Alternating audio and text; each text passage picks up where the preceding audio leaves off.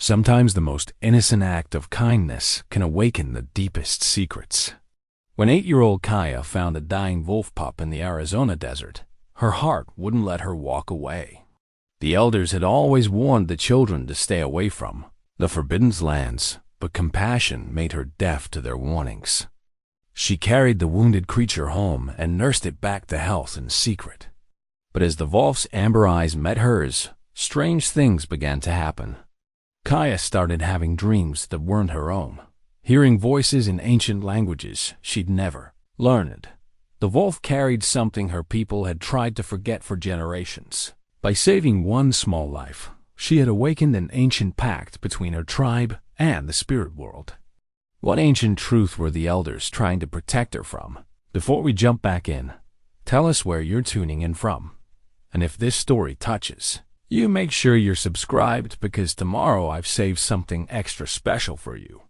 The summer of 1883 stretched across the Arizona territory like a blanket of fire, baking the red earth until it cracked in geometric patterns that reminded the Apache of ancient pottery. On the San Carlos Reservation, life moved to rhythms older than memory. Even as the world beyond their boundaries changed with frightening speed, Kaya woke before dawn, as she always did, to the sound of her grandmother's soft singing. The melody drifted through the thin walls of their adobe dwelling, a lullaby that had soothed Apache children for countless generations. She lay still for a moment, watching dust motes dance in the first pale light filtering through the small window, before rising to begin another day. At 8 years old, Kaya possessed the kind of restless curiosity that worried adults and delighted other children. Her dark eyes missed nothing, from the way shadows fell differently when rain approached to how her grandmother's hands moved in specific patterns when preparing certain medicines. She had learned to read the desert like other children read picture books, understanding which plants held water, which tracks belonged to friend or foe, and where the safest paths lay through the maze of arroyos and mesas. "Kaya, child, come. Help your old grandmother with this morning's work," called Attila from the main room. Her voice carried the gentle authority of a woman who had raised 7 children and buried 3 husbands, each taken by the wars that seemed to follow the Apache like summer thunderstorms.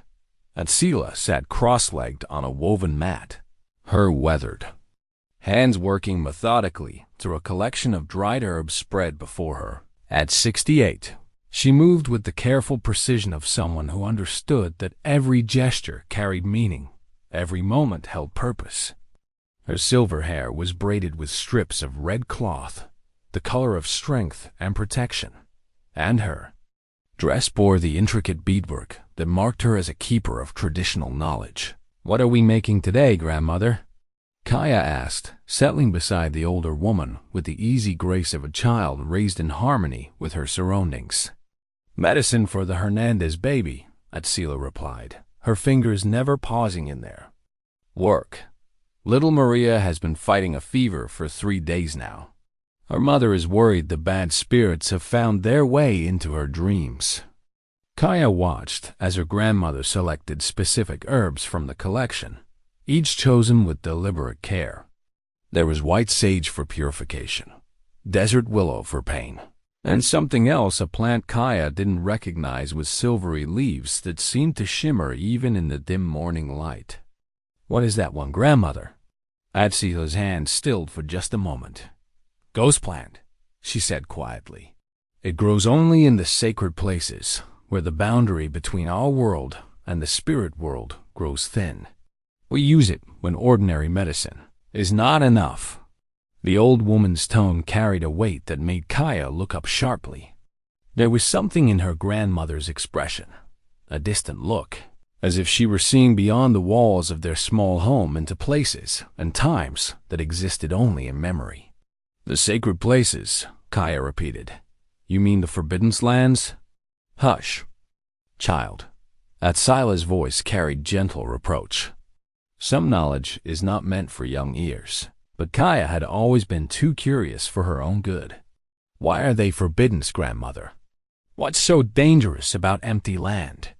Asila set down her herbs and looked directly at her granddaughter. In her dark eyes, Kaya saw depths of experience that stretched back through decades of joy and sorrow, wisdom earned through losses that would have broken lesser spirits. The land is not empty, child. It only appears so to those who do not know how to see. Long ago, our people shared that territory with other beings who walked between the world of flesh and the world of spirit. The agreement that kept the peace was broken, and now those lands remember the betrayal. They called to the unwary, especially the young and tender-hearted. Before Kaya could ask more questions, the morning quiet was broken by approaching footsteps.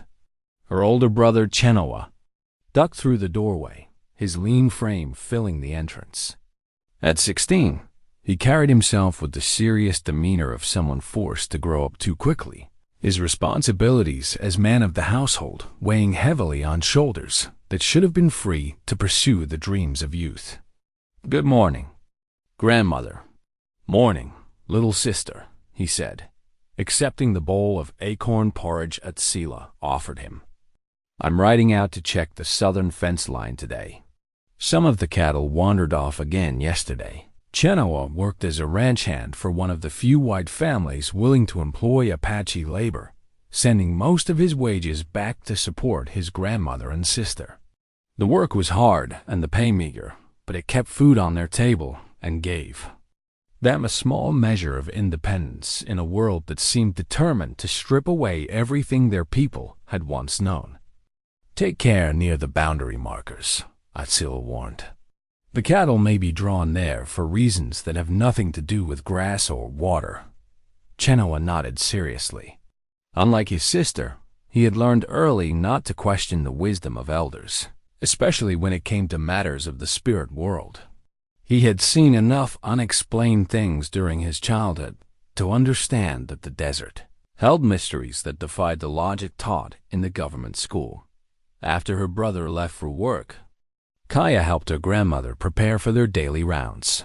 Atsila served as an informal healer for the reservation, her knowledge of traditional medicine filling a crucial gap left by the government's sporadic medical care. Together, they would visit the sick and elderly, delivering remedies and comfort. In equal measure, as they walked through the dusty streets of the reservation, Kaya observed the rhythms of her community. Children played games that had been passed down through generations, their laughter mixing with the sounds of women grinding corn and men repairing tools. It was a life that balanced precariously between tradition and the demands of an encroaching modern world. But as he spoke, Kaya noticed something strange in the elder's demeanor. His usual calm seemed strained, and his eyes kept drifting toward the distant mountains that marked the edge of the forbidden's territory. "Is something troubling you, Madge?" Atsila asked, her healer's instincts picking up on the same tension Kaya had noticed. The old man was quiet for a long moment, his weathered hands turning over a small leather pouch he carried at his belt. Inside, Kaya knew, were the tools of his spiritual practice crystals, carved bones and other items that helped him communicate with the spirit world. "I have been having dreams," he said finally. "Strange dreams that feel more like memories. Images of wolves running through moonlight, of ancient ceremonies performed under starless skies. Something stirs in the sacred places, something that has slept for many seasons." Atsila's face grew serious. "The old agreements? Perhaps. Or perhaps something new that we do not yet understand.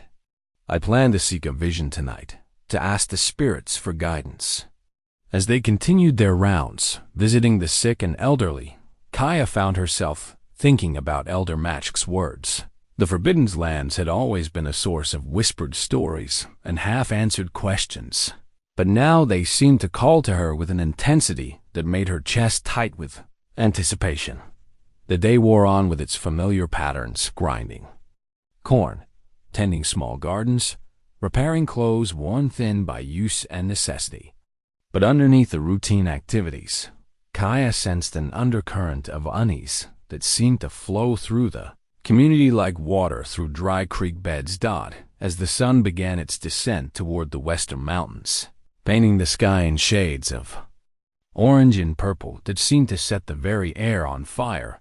Kaya found herself drawn to the eastern edge of the reservation. Here, where the neatly maintained boundaries gave way to wild desert, stone markers indicated the beginning of territory that no Apache had entered for 3 generations. She stood at the invisible line that separated the known from the forbiddens, her young mind wrestling with questions that had no easy answers. What lay beyond those markers? What ancient secrets slept in the sun-baked arroyos and hidden canyons that stretched toward the distant peaks? As if summoned by her thoughts, a sound drifted across the empty landscape, a sound so faint she almost dismissed it as wind through stone. But there it was again, unmistakable now, the weak cry of something young and in pain. Kaya's heart clenched with sympathy, even as her mind recalled every warning she had ever received about the forbidden lands. The sound came again, weaker now, and she realized that whatever was making it wouldn't survive much longer without help. She took one step across the boundary, then another. The markers seemed to watch her with stone eyes that had witnessed decades of careful avoidance, of respect born from fear and wisdom learned through loss. The crying led her to a small depression between 2 weathered boulders, where she found the source of the sound. A wolf pup, no more than a few weeks old, lay panting in the afternoon heat. Blood matted its gray fur, and one of its legs was bent at an unnatural angle. Its amber eyes, too wise for such a young creature, fixed on hers with an intensity that made her breath catch. Without hesitation, Kaya knelt beside the injured animal. Her grandmother had taught her enough about healing to recognize that the pup was dying dehydrated, wounded, and far too young to survive alone in the harsh desert environment. "Oh, little one," she whispered, her heart breaking at the sight of such innocent suffering. "What happened to you?" As if in response to her voice, the pup's eyes seemed to grow brighter, and for just a moment, Kaya could have sworn she heard something that wasn't quite sound, whisper that spoke directly to her mind in words she felt rather than heard. "Help me." She looked around quickly, making sure no one from the reservation could see her, then carefully lifted the injured pup. It was heavier than she expected, and warm despite its obvious weakness. As her skin made contact with its fur, images flashed through her mind, brief glimpses of moonlit hunts, of pack bonds that transcended ordinary understanding, of connections between species that spoke to something deeper than mere instinct. Kaya shook her head, attributing the strange visions to her excitement and worry. The pup needed immediate care, and she couldn't provide it here in the open. She needed shelter, water, and the healing supplies her grandmother had taught her to use. Carefully cradling the injured wolf, she hurried back across the boundary line, her mind already working through the logistics of keeping her rescue secret. There was an old storage cave about half a mile from their home, hidden in a cluster of rocks that had served as her private retreat since childhood. It would provide shelter and concealment while she nursed the pup back to health. As she walked, the weight of what she had done began to settle on her shoulders. She had crossed into forbidden territory, violated warnings that had been passed down through generations of her people. But looking down at the small life she carried, feeling its heart beating against her chest, she knew she couldn't have made any other choice. The amber eyes looked up at her with trust so complete it made her throat tight with emotion. Whatever consequences awaited her decision, she would face them. This innocent creature deserved the chance to live, to grow strong, and return to whatever family might be searching for it. What Kaya couldn't know, what no one on the reservation suspected, was that by crossing that ancient boundary, by choosing compassion over caution, she had set in motion events that would challenge everything her people thought they knew about their past, their present, and their future. The wolf pup she carried was no ordinary animal, and the forbidden lands held secrets that would soon demand to be acknowledged. The old agreements Elder Match had spoken of were indeed stirring, and at the center of it all was an 8-year-old girl whose loving heart had just awakened forces that had slept for 3 generations. As the first stars appeared in the darkening sky, Kaya reached the hidden cave and gently placed the injured pup on a bed of soft grass she quickly gathered. Tomorrow would bring new challenges, new questions, and new responsibilities she couldn't yet imagine. But tonight, there was only a little girl and a wounded wolf. 2 souls whose meeting would bridge worlds and heal wounds that went deeper than either of them could possibly understand. The hidden cave had served as Kaya's sanctuary for as long as she could remember. Tucked away behind a curtain of desert willows and partially concealed by fallen boulders, it offered the perfect refuge from the adult world of responsibilities and expectations. Now, as she carefully arranged dried grass into a makeshift bed for the injured wolf pup, the space felt charged with new purpose. The pup lay motionless, except for the shallow rise and fall of its breathing. In the dim light filtering through the cave opening, Kaya could see the extent of its injuries more clearly. The wounded leg appeared to be broken, and dried blood caked the fur around several deep scratches along its side. Whatever had attacked this young creature had been thorough and merciless. Working with the patience her grandmother had taught her, Kaya cleaned the wounds with water from her small clay vessel, speaking softly to keep the pup calm. Each time her fingers touched the animal's fur, those strange flashes of sensation returned, brief moments where she seemed to experience the world through different senses, catching scents that carried information beyond simple smell, hearing sounds that spoke of territory and kinship. "What are you, little one?" she whispered, carefully wrapping the broken leg with strips torn from her underskirt. "You're not like the reservation dogs."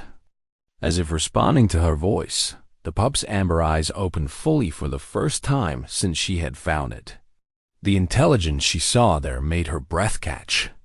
These were not the simple, trusting eyes of a domestic animal, but something far more complex, sentient knowledge wrapped in infant vulnerability. The moment their gazes locked, the world shifted. Suddenly, Kaya was running through moonlit desert, her paws silent on the rocky ground. The night air carried a symphony of information. The musk of javelina standing nearby, the green scent of hidden water, the complex territorial markers left by other pack members. She could feel the presence of her family around her, their thoughts and emotions flowing like an invisible river that connected them all.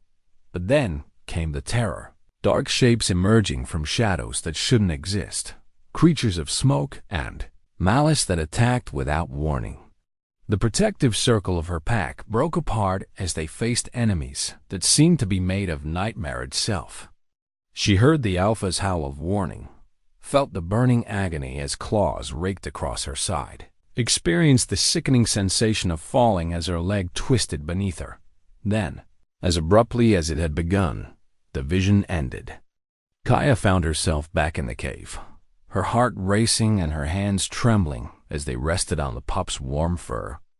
The small wolf was watching her with those impossible eyes, and she realized with absolute certainty that she had just experienced its memories, not as a story told or a scene imagined, but as lived reality. "You were attacked by something that wasn't natural," she said aloud, her voice barely a whisper. "Something that hunts spirits."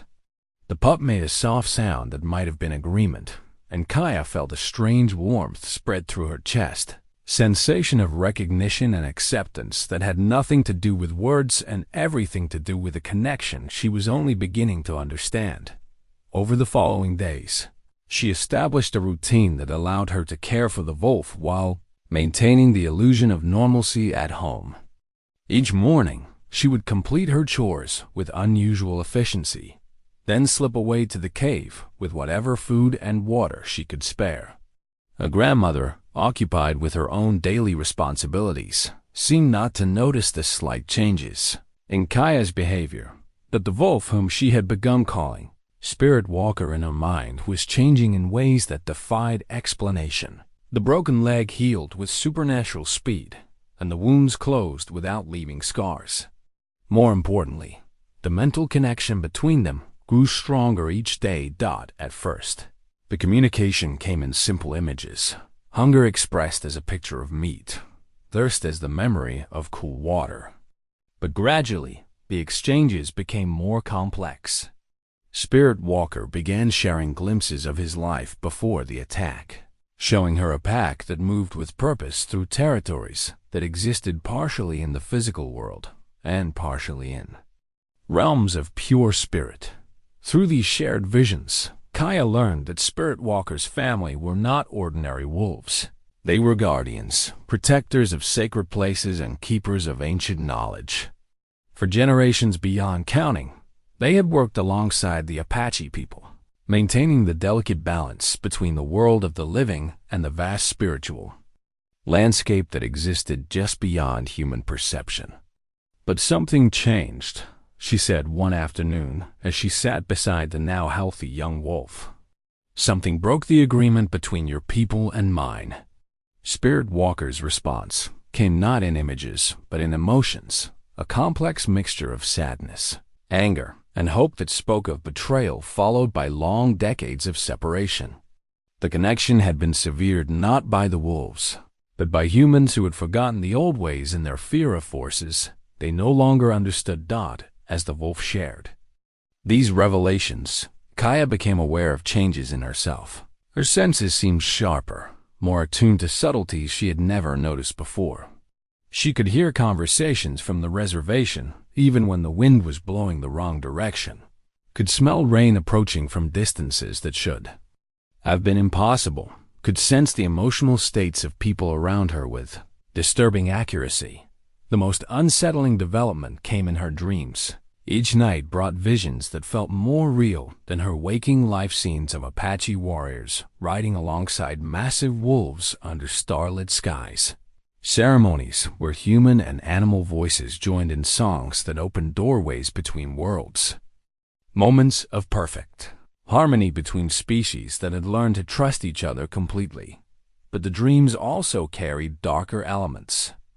She saw the moment when fear and misunderstanding had shattered the ancient alliance, witnessed the pain of separation that had echoed through generations of both peoples. The shadow creatures that had attacked Spirit Walker were born from that rift, feeding on the spiritual imbalance that had resulted from the broken pact. One morning, as she made her way to the cave with the usual collection of food scraps, Kaya found Spirit Walker standing at the entrance rather than resting inside. He had grown considerably over the past week, his shoulders now reaching her waist, his coat taking on the distinctive silver-gray coloring of an adult wolf. But it was his posture that made her pause, alert, listening, focused on something beyond her perception. "Danger comes," his voice whispered in her mind, clearer than it had ever been before. "The shadow spirits have found our trail." Even as he spoke, Kaya felt it too, a wrongness in the air, like the oppressive heaviness that preceded violent storms.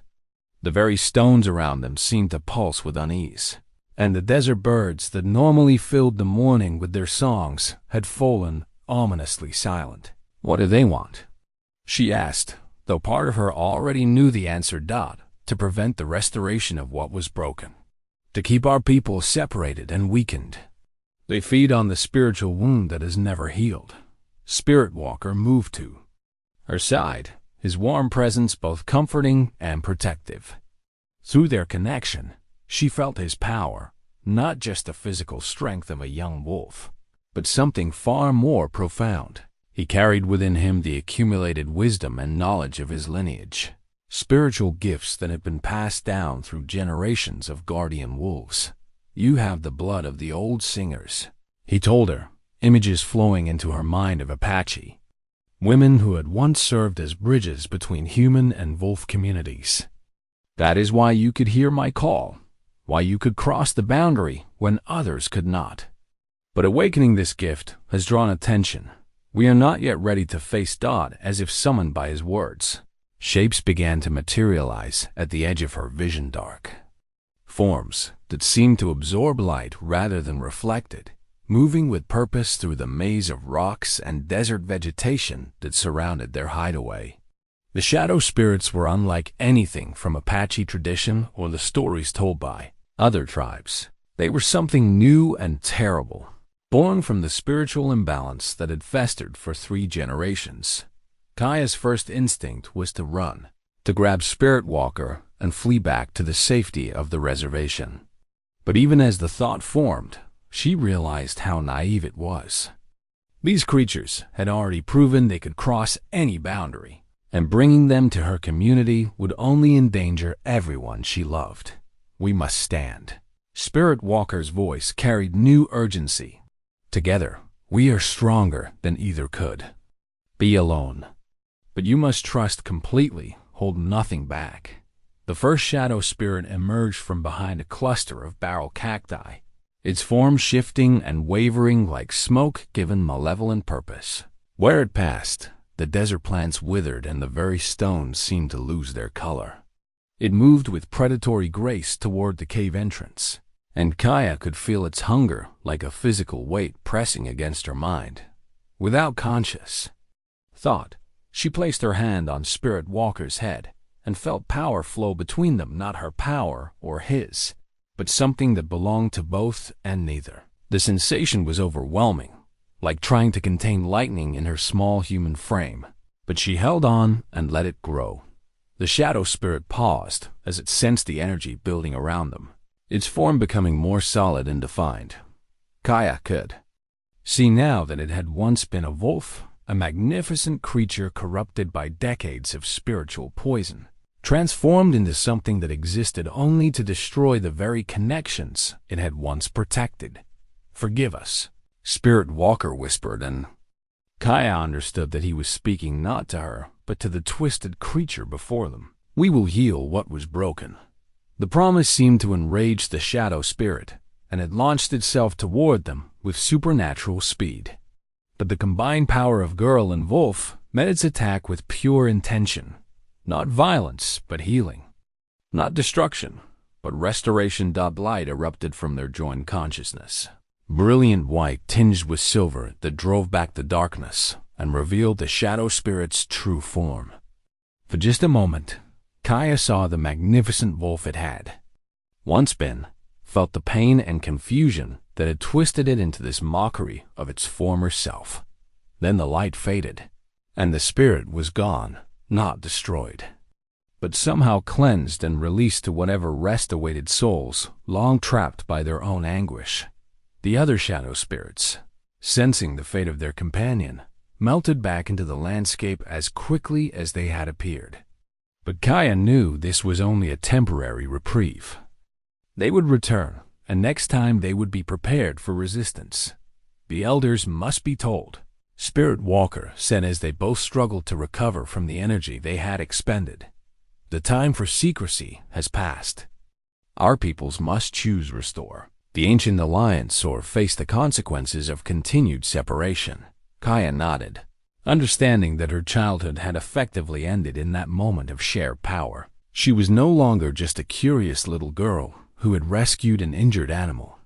She had become something her people had not seen for 3 generations, a bridge between worlds, a keeper of sacred connections that could heal old wounds or tear them open even wider. Dawn, as they made their way back toward the reservation, Spirit Walker moving with fluid grace beside her.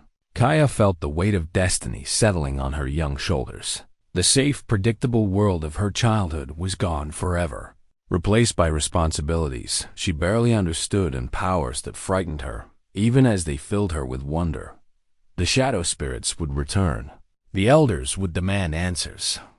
And her family would have to confront truths they had spent decades trying to forget. But walking beside her 4-legged partner, feeling the strength of their connection flowing between them like a river of light, Kaya also felt something else. Hope. The ancient alliance could be restored. The wounds could be healed. But first, she would have to convince her people to trust in something they had learned to fear. to embrace a future that looked nothing like the past they thought they understood. The real challenge was just beginning. Keeping Spirit Walker hidden proved more challenging than Kaya had anticipated. The young wolf had grown not just in size, but in presence, an aura of otherworldly energy that seemed to affect everything around him. Plants grew more vibrant near the cave where he rested, water sources ran clearer, and even the normally skittish desert creatures showed unusual boldness in approaching their sanctuary. More troubling were the changes Kaya noticed in herself.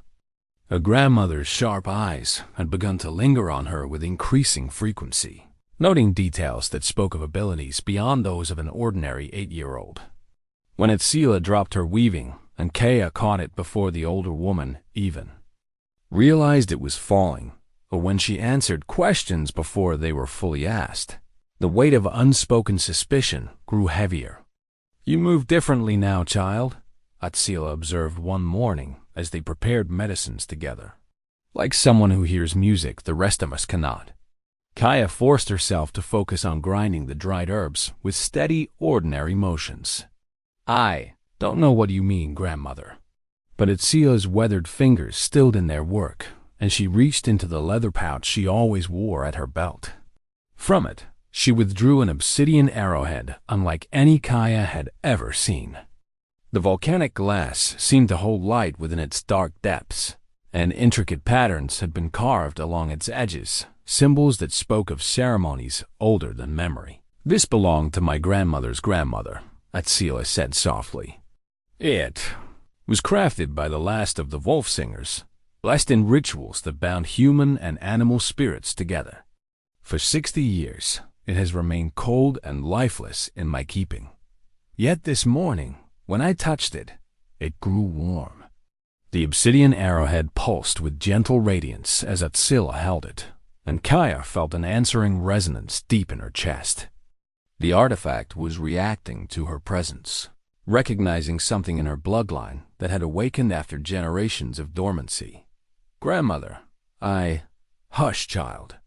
Atsila's voice carried no anger, only deep concern mixed with something that might have been all. "Whatever you have done, whatever you have awakened, it cannot be undone.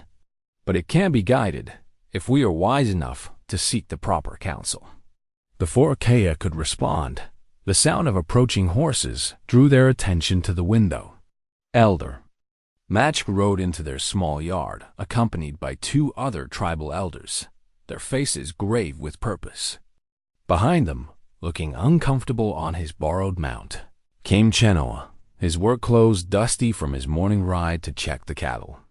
Atsila rose smoothly, slipping the glowing arrowhead back into her pouch. It seems word travels quickly among those who know how to listen.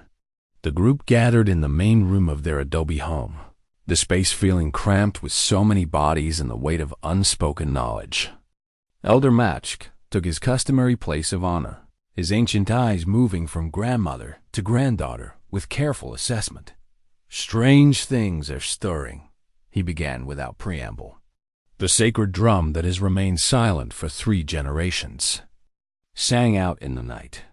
The mountain spirits are restless, and animals behave as though expecting some great change. Most troubling of all, the shadow spirits have been seen moving beyond the forbidden lands for the first time in living memory." Chenoa shifted uncomfortably at this pronouncement. "I saw something yesterday while checking the southern boundary. Dark shapes moving against the wind, leaving no tracks but causing the cattle to panic and flee. I thought it might be wolves." "But wolves leave tracks," Elder Match finished. "And they do not inspire the kind of terror I saw in your eyes when you came to report what you had witnessed."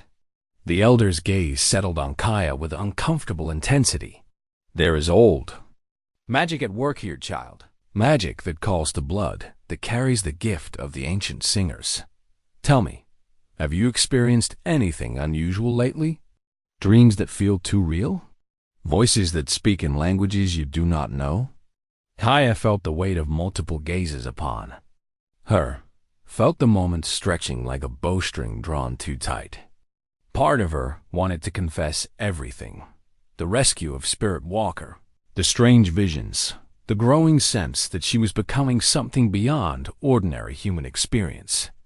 But another part, the part connected to the young wolf's wild wisdom, warned her to proceed with caution. "I have had strange dreams," she admitted carefully. "Dreams of wolves and warriors, of ceremonies under starlight. But I thought they were just dreams. Do not make the sacred arrowhead glow," Atsela interrupted gently. "Dreams do not cause the desert animals to act as though a great change approaches. And dreams do not summon shadow spirits from their long exile." Elder Match leaned forward, his weathered hands clasped before him. "Child, if you have encountered something from the old times, if you have awakened gifts that have slept in your bloodline, then you must understand that this affects not just you, but all of our people. The shadow spirits feed on spiritual imbalance. If that balance is shifting, we must know why." The sound of wind chimes outside the window drew everyone's attention, though there was no breeze to move them. Through the open doorway, Kaya could see dust devils forming in impossible patterns, spiraling in directions that defied the natural flow of air currents. The very elements seemed to be responding to some unseen influence. "The spirits grow impatient," murmured one of the other elders, a thin man named Hosteen, whose gift for reading natural omens was legendary among their people. "They sense change, but cannot understand its nature. This uncertainty makes them dangerous." As if summoned by his words, a flight of ravens settled on the roof of their home, their harsh calls creating a discordant symphony that made everyone present shift uneasily. Ravens were messengers in Apache tradition, but their presence in such numbers spoke of momentous events, approaching changes that would alter the fundamental nature of their world. Kaya felt Spirit Walker's presence at the edge of her consciousness, his mental voice carrying urgency and concern. He was aware of the gathering, understood that the time for complete secrecy was ending. Through their connection, she sensed his location not far away, hidden among the rocks where he could observe without being seen. "Tell them truth, but not all truth," his voice whispered in her mind. "Let them prepare for what comes, but do not reveal more than they can accept." Drawing a deep breath, Kaya made her decision. "I did find something," she said quietly, "in the Forbidden Lands. An injured wolf pup that was dying from wounds that weren't made by any natural predator."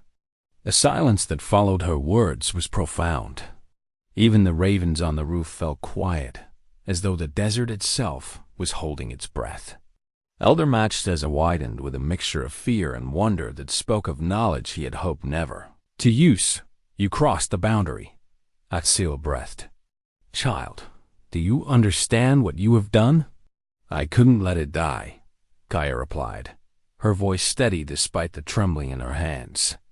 "It was just a baby, hurt and alone. How could I walk away from something that needed help?" "Because," Elder Match said slowly, "the Forbidden Lands were forbidden for reasons that go deeper than simple safety. They are the last refuge of powers that our people chose to leave undisturbed. If you have brought something from that place, I didn't bring it here," Kaya interrupted. "I helped it heal, and now it's returned to where it belongs." But she paused, struggling to find words for experiences that existed beyond normal language. "But something changed when I touched it. I started having the dreams, started feeling things I'd never felt before." Chenoa looked stricken. "Kaya, you could have been killed. Those lands are dangerous. Everyone knows that. Dangerous to those who approach with fear or selfish intent," Elder Match corrected quietly. "But perhaps not to one whose heart carries only compassion." He studied Kaya with new intensity. "Tell me, child, do you still feel connected to this creature you helped?" Before Kaya could answer, the wind chimes rang again with increased urgency. This time, everyone could see that there was indeed no natural wind to move them.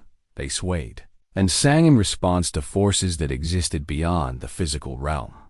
Outside, the ravens took flight as one, their wings creating a thunder of movement that spoke of supernatural communication. In the distance, storm clouds began to gather despite the morning's clear skies, building with unnatural speed toward what promised to be an afternoon of significance. "The spirits grow restless," Hosting observed, his voice tight with apprehension. "Whatever has been awakened seeks resolution. We cannot ignore this any longer." Elder Match rose from his seat, his decision evident in the set of his shoulders. "Tonight, when the moon reaches its highest point, I will seek a vision. The spirits will tell me what path we must follow." He looked directly at Kaya. "You will come with me, child. If you are indeed a bridge between the old ways and the new, then the spirits will have much to say about your role in what comes next." As the gathering broke up and the elders prepared to leave, Atsila drew her granddaughter aside.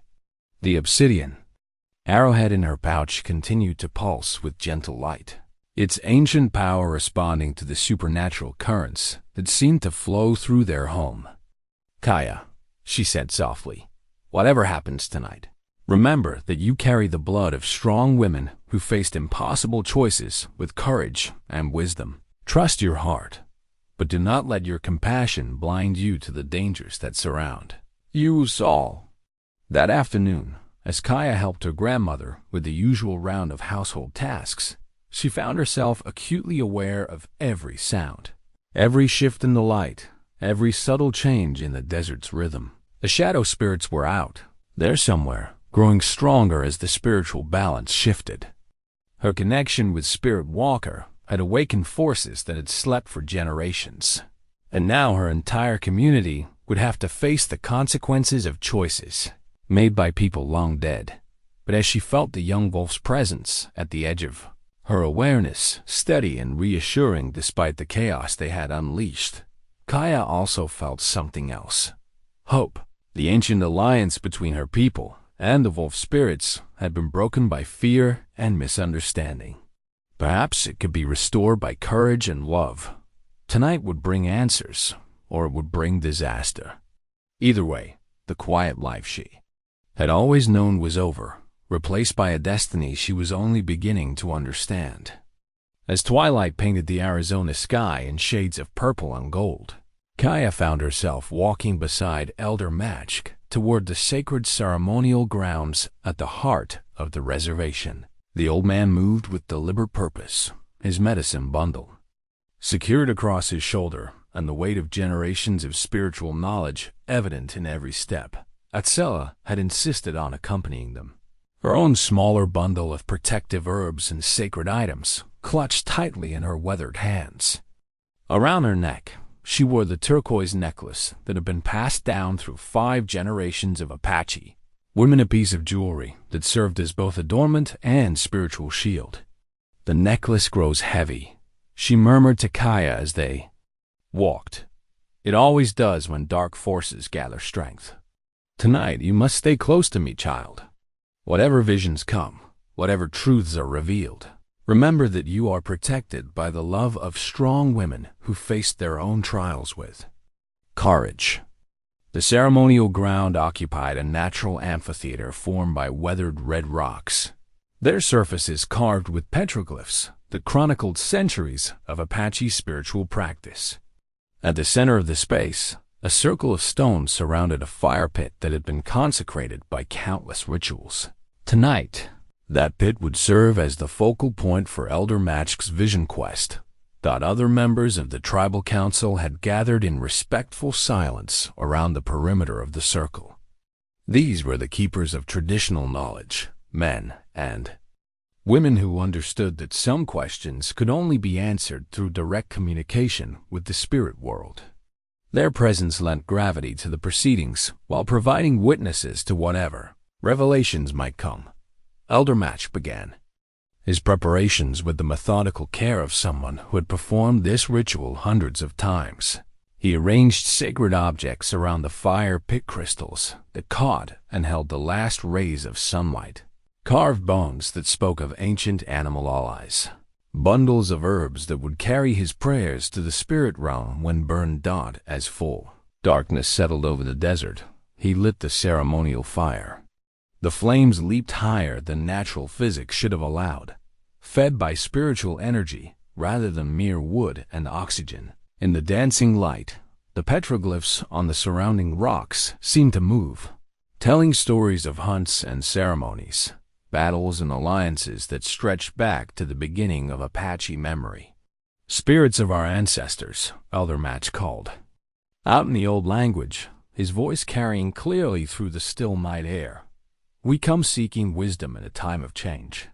Guide us to understanding of the forces that stir in the sacred places. Show us the path that leads to balance and peace.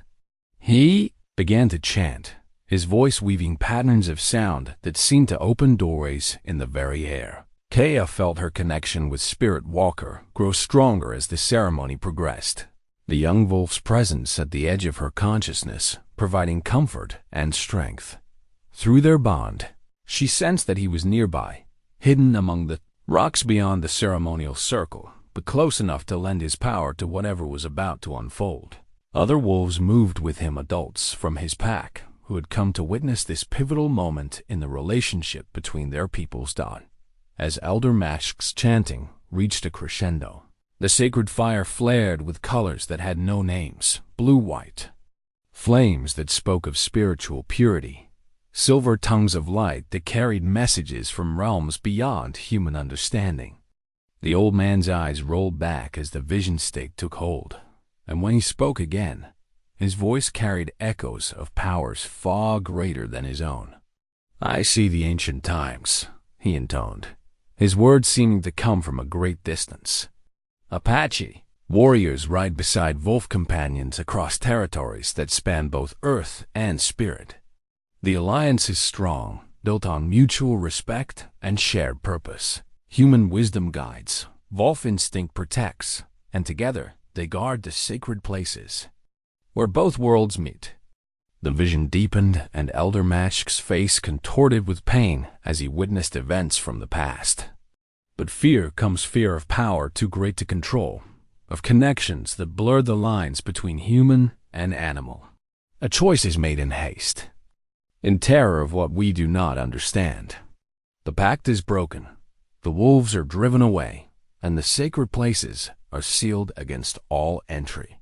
Around the circle, the gathered elders listened with growing unease as their spiritual leader described events that explained so much about their people's relationship with the forbidden lands. This was knowledge that had been hidden for generations, truths too painful to preserve in ordinary memory. The breaking wounds both peoples, Elder Match continued, his voice growing stronger as the vision revealed its deepest secrets. Human spirits grow isolated, cut off from the natural connections that once gave them strength. Wolf spirits become corrupted by separation, their protective purpose twisted into something dark and hungry. The shadow spirits are born from this wound, neither human nor wolf, but something terrible that feeds on the pain of division. Adsila's turquoise necklace grew visibly heavier around her neck, the protective stones responding to the spiritual energy swirling through the ceremonial ground. She reached out to take Kaya's hand, offering comfort and strength as the full scope of their situation became clear. But there is hope. Elder Match's voice shifted, carrying new intensity. A child comes who carries the old blood, whose heart knows no fear of the wolf spirits. She crosses the forbidden's boundary, not in defiance, but in compassion, and her touch awakens what has slept for 3 generations. Through her, the ancient alliance can be restored, if both peoples have the courage to heal the wounds they have carried for so long. The sacred fire suddenly roared higher, and in its flames, shapes began to form, images that spoke directly to the hearts of all who watched. Kaya saw herself as she truly was, a bridge between worlds, a living connection that could repair the spiritual damage of generations. But she also saw the challenges that lay ahead, shadow spirits growing stronger with each passing day. Government forces that would exploit any sign of supernatural activity, and the deep-seated fears of her own people who had learned to distrust the very powers that could save them. The wolf pup she saved carries the bloodline of the last alpha, Elder Match revealed, his words causing gasps of recognition from several council members. He is the key to restoring the pack's sacred purpose, but only if the girl accepts her role as Wolf Singer. The choice must be made freely, with full understanding of what it means to stand between two worlds. Spirit Walker's mental voice touched Kaya's consciousness as the vision reached its climax. "Show them," he urged. "Let them see what we could become together." Without conscious thought, Kaya stepped forward into the circle of sacred fire. The flames parted around her like water, their spiritual energy recognizing her as one who belonged in this space between worlds. As she extended her hand toward the fire, images began to flow from her mind into the flames, visions of what could be if the alliance were restored. The gathered elders saw Apache children playing safely in territories protected by wolf guardians, saw ceremonial hunts where human and animal worked together to maintain the natural balance, saw a future where the isolation and fear of generations gave way to strength born from unity. They witnessed the shadow spirits not destroyed but healed, their corrupted purpose restored to its original protective function. But they also saw the challenges such restoration would bring. Government officials who would view any supernatural activity as a threat to their authority. White settlers who already viewed the Apache with suspicion and fear. The need for absolute secrecy until both peoples were strong enough to protect what they had rebuilt. As the visions faded and the sacred fire returned to normal proportions, Elder Match slowly emerged from his trance state. His face was pale with exhaustion, but his eyes held a clarity that spoke of understanding finally achieved. "The spirits have spoken," he said simply. "The child carries the gift of the wolf singers, and through her, the ancient alliance can be restored. But this path is not without danger. The shadow spirits will fight to prevent healing that threatens their existence. Our own people must overcome generations of fear and mistrust. And the outside world must never learn of our activities until we are strong enough to protect ourselves." He looked directly at Kaya, his ancient eyes holding depths of knowledge that suddenly seemed less burden than gift. "The choice is yours, young singer. Will you accept the responsibility of bridging our worlds? Will you risk everything to heal wounds that have festered for 3 generations? Kaya felt the weight of destiny settling on her shoulders like a mantle passed down from ancestors she had never known. Through her connection with Spirit Walker, she sensed the pack waiting in the darkness beyond the ceremonial circle, magnificent. Creatures who had maintained their sacred purpose, despite decades of separation from their human allies. She thought of the shadow spirits and the corruption they represented, of her people's isolation and the government's increasing pressure to abandon their traditional ways. She thought of the healing that was possible if she had the courage to accept powers she barely understood. "I accept," she said quietly, her young voice carrying clearly through the desert night. "I will learn to be a wolf singer. I will help restore the alliance between our peoples." The moment her commitment was spoken aloud, change rippled through the spiritual landscape around them. Atzila's turquoise necklace grew lighter, its protective power enhanced by the promise of renewed balance. The sacred fire settled into a steady, peaceful flame that spoke of harmony rather than conflict. And from the darkness beyond the rocks came a sound that had not been heard on Apache lands for 3 generations. The howl of wolves acknowledging their human sister, welcoming her into an alliance that would reshape the destiny of both their peoples. The real work was about to begin. The days following the vision ceremony brought changes that rippled through every aspect of Kaya's life. Elder Match had begun teaching her the formal traditions of wolf singing, ancient songs that had been preserved in secret despite the broken alliance, rituals that required precise movements and exact pronunciation of words in dialects that predated recorded Apache history.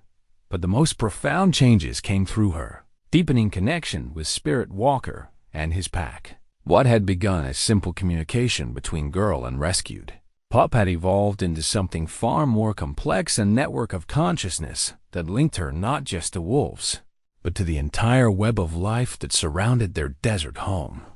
On a morning when the sun painted the eastern mountains in shades of rose and gold, Kaya discovered the true extent of her expanding abilities. She was gathering water from the small spring that served their household when a family of javelinas approached the water source. Normally, the aggressive wild pigs would have sent any human scrambling for safety, but these creatures showed no fear as they settled around the spring to drink. Through her wolf-enhanced senses, Kaya could feel their simple thoughts, concern for their young, awareness of good foraging spots, satisfaction at finding clean water. But more than that, she could sense their place in the larger pattern of desert life, their role in the complex balance that kept their ecosystem healthy. "You begin to see as we see." Spirit Walker's voice touched her mind. He materialized from behind a cluster of barrel cacti, his silver-gray coat gleaming in the morning light. Over the past weeks, he had grown into his adult size and power, but his eyes still held the trust and affection of the injured pup she had rescued. "All life is connected," he continued, settling beside her at the water's edge. "Your people forgot this truth when they chose separation over alliance. But you remember now, and through you, others can learn to remember as well." The profound truth of his words settled into Kaya's consciousness like seeds, finding fertile ground. This was what wolf singing truly meant, not just communication with wolves, but understanding of the intricate relationships that bound all living things together. It was a form of awareness that made manipulation or domination impossible, because harming any part of the web would ultimately damage the whole dot. As they sat together in the peaceful morning light, Kaya became aware of approaching footsteps. Elder Match emerged from behind the rocks, moving with the careful quiet of someone who understood the sanctity of such moments. In his weathered hands, he carried an object that made Kaya's breath catch, a ceremonial drum unlike any she had ever seen. The instrument was clearly ancient, its hide surface bearing paintings that seemed to shift and move in the changing light.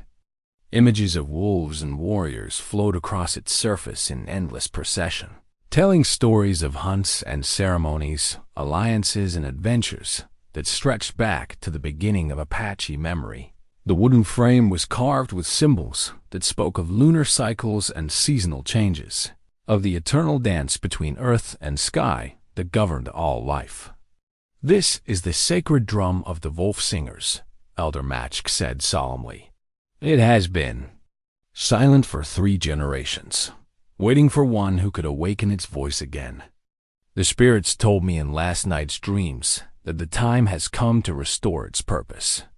Spirit Walker rose to his feet, his attention focused intently on the ancient instrument. Through their connection, Kaya felt his recognition of the drum's significance. This was one of the sacred objects that had originally bound human and wolf spirits together, a tool that could open doorways between worlds when played with proper intention. "How do I use it?" Kaya asked, accepting the drum with reverence that surprised her. The moment her hands touched its surface, images flooded her consciousness, memories preserved within the instrument itself of ceremonies conducted by wolf singers of the past. "The drum will teach you," Elder Match replied. "But first, you must understand the responsibility that comes with its use. This instrument can call wolf spirits from vast distances, can open communication with realms beyond ordinary perception. In the wrong hands, or used with selfish intent, it could cause great harm. Are you prepared to accept such responsibility?" Before Kaya could answer, the sound of approaching horses drew their attention to the main trail leading to the reservation. A cloud of dust announced the arrival of multiple riders moving at considerable speed, unusual for the peaceful morning hours when most people were beginning their daily routines. Elder Match's expression grew grave as he recognized the riders. "Government agents," he said quietly. "They come earlier than expected." The approaching party consisted of 5 men on horseback, their uniforms marking them as federal officials charged with overseeing reservation affairs.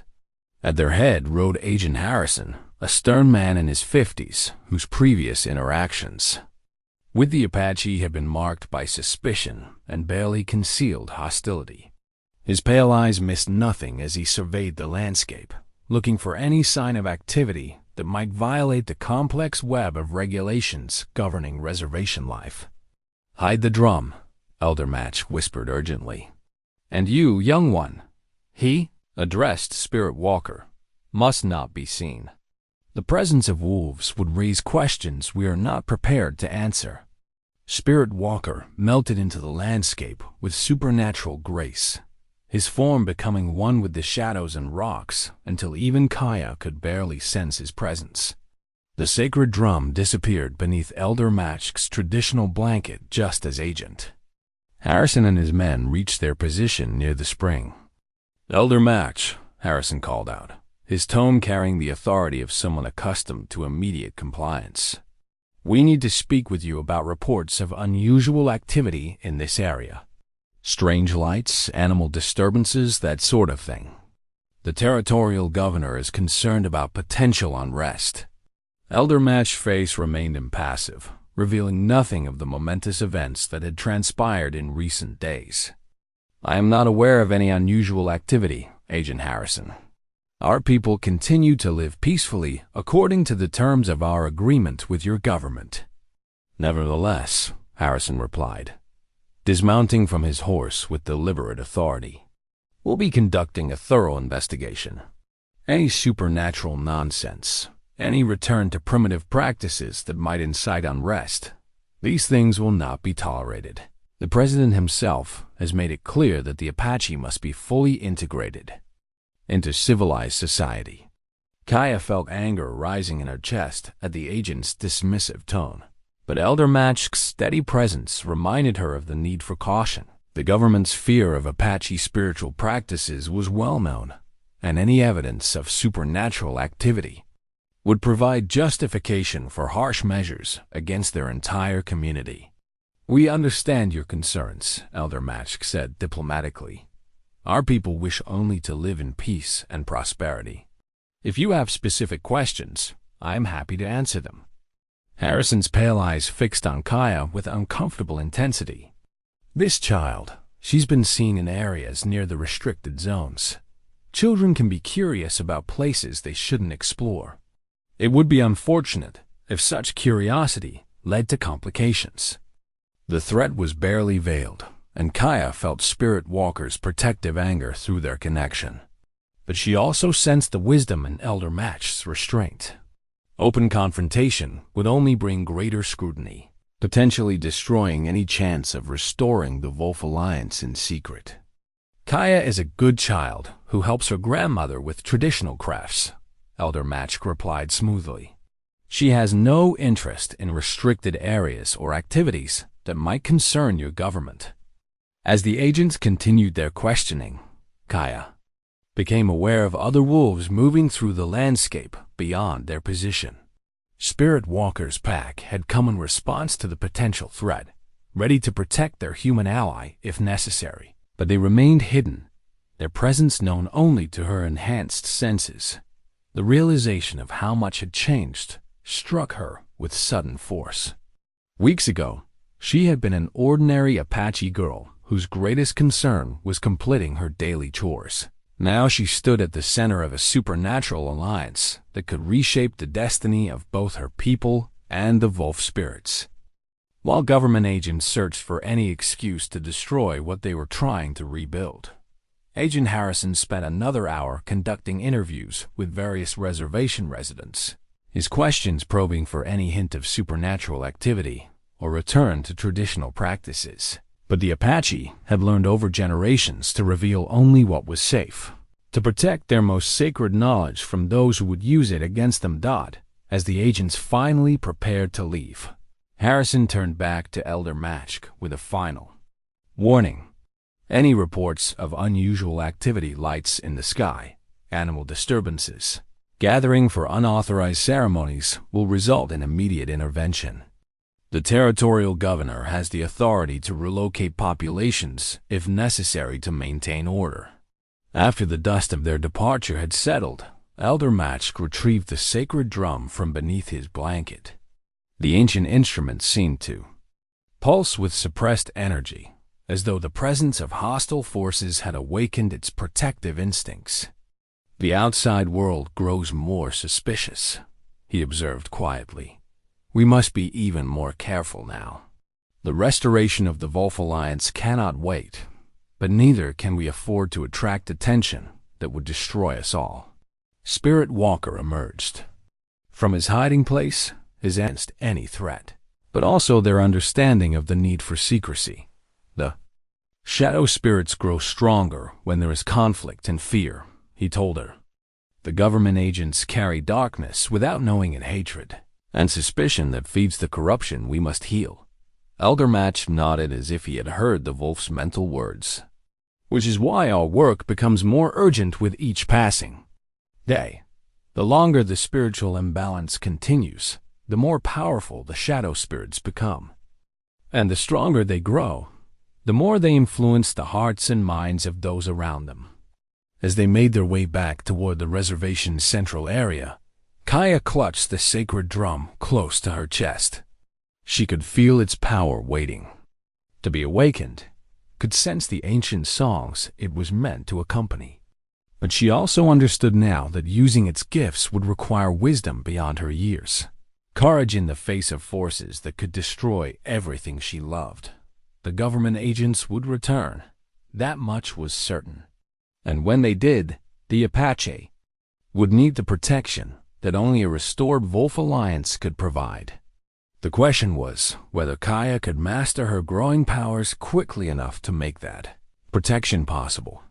The real test of her abilities and her commitment to bridging two worlds was about to begin. The sacred drum's first awakening came 3 nights after Agent Harrison's visit, when the moon hung full and silver above the desert landscape. Kaya had been practicing the ancient songs Elder Match taught her, feeling the words resonate in her chest even when she sang them softly. But it was Spirit Walker who suggested they attempt the first true ceremony. "The pack grows restless," he told her as they met at their usual place near the hidden cave. "They sense the shadow spirits gathering strength, feel the imbalance growing. Worse with each passing day. We cannot wait much longer to begin the restoration." In the moonlight, Kaya could see other wolves moving among the rocks, magnificent creatures who had maintained their sacred purpose, despite generations of separation from their human allies. There was the silver-coated alpha female, whose wisdom guided the pack's decisions, the black-furred scout whose speed could outrun desert winds, and several younger adults whose amber eyes held the same ancient intelligence she had first seen. In Spirit Walker, Elder Match emerged from the shadows carrying his own ceremonial items, his weathered face reflecting the gravity of what they were about to attempt. "Tonight we take the first step toward healing the wound that has festered for too long," he said quietly. "But you must understand, child, that once we begin this path, there will be no turning back. The shadow spirits will sense what we are doing and move to stop us." Kaya nodded, feeling the weight of the sacred drum in her hands. Over the past days, she had begun to understand the instrument's true nature. It was not merely a tool for making music, but a living repository of spiritual energy that had been accumulated over centuries of use by wolf singers. Each beat could open doorways between worlds. Each rhythm could call spirits from vast distances. "What if I do something wrong?" she asked, voicing the fear that had been growing in her heart. "What if I make things worse instead of better?" Spirit Walker moved to her side, his warm presence providing comfort and strength. "Trust the connection between us," he said simply. "Trust the love that brought us together. The drum will respond to your heart's true intention." As Kaya positioned the ancient instrument and prepared to begin, she became aware of other presences gathering in the darkness beyond their circle. These were not wolves or humans, but spirits, the ancestors of both peoples, who had participated in the original alliance. They came as witnesses to this first tentative step toward restoration, their ethereal forms barely visible in the moonlight. The first drumbeat rang out across the desert. With surprising power, its deep tone seeming to awaken echoes in the very stones around them. As Kaya found her rhythm, following patterns that seemed to flow from some deep racial memory, the wolves began to sing, not howling, but creating harmonies that blended perfectly with the drum's ancient voice. The effect was immediate and profound. The air around them began to shimmer with spiritual energy, and the boundary between the physical and spirit worlds grew thin enough to step across. Through this opening, Kaya could see the desert as it had been in the time of the original alliance, a landscape alive with connections, where human settlements and wolf territories overlapped in perfect harmony. But the ceremony also revealed the extent of the damage that had been done. The spiritual wound created by the broken alliance appeared as a dark chasm that split the landscape, its edges raw and bleeding with corrupted energy. From this wound came the shadow spirit creatures born from pain and isolation, fed by the fear and mistrust that had grown between the two peoples. Now you see what we must heal. Spirit Walker's voice carried new urgency. The wound spreads with each passing year, poisoning the spiritual landscape for all who live here. If it is not sealed soon, the corruption will become irreversible. Through the drum's power, Kaya reached out toward the wounded places in the spiritual landscape. But the moment her consciousness touched the edges of the corruption, she was overwhelmed by the intensity of pain and anger that had accumulated there. The shadow spirits sensed her presence immediately and began moving toward their location with supernatural speed. "End the ceremony," Elder Match commanded, recognizing the approaching danger. "We have done enough for tonight." The spirits know. "We are serious about restoration. That is sufficient for now." But as Kaya lifted her hands from the drum, preparing to break the connection, a new voice spoke from the darkness, a voice that carried the authority of absolute power and the weight of generations of accumulated wisdom. "Wait, child. There is something you must understand before you proceed further." A figure materialized at the edge of their ceremonial circle, an Apache woman whose presence commanded immediate respect from all who saw her. She was neither young nor old, but seemed to exist outside normal concepts of time, her dark eyes holding depths of knowledge that spoke of centuries of experience. "Who are you?" Kaya whispered, though part of her already knew the answer. "I am the last true wolf singer," the spirit replied.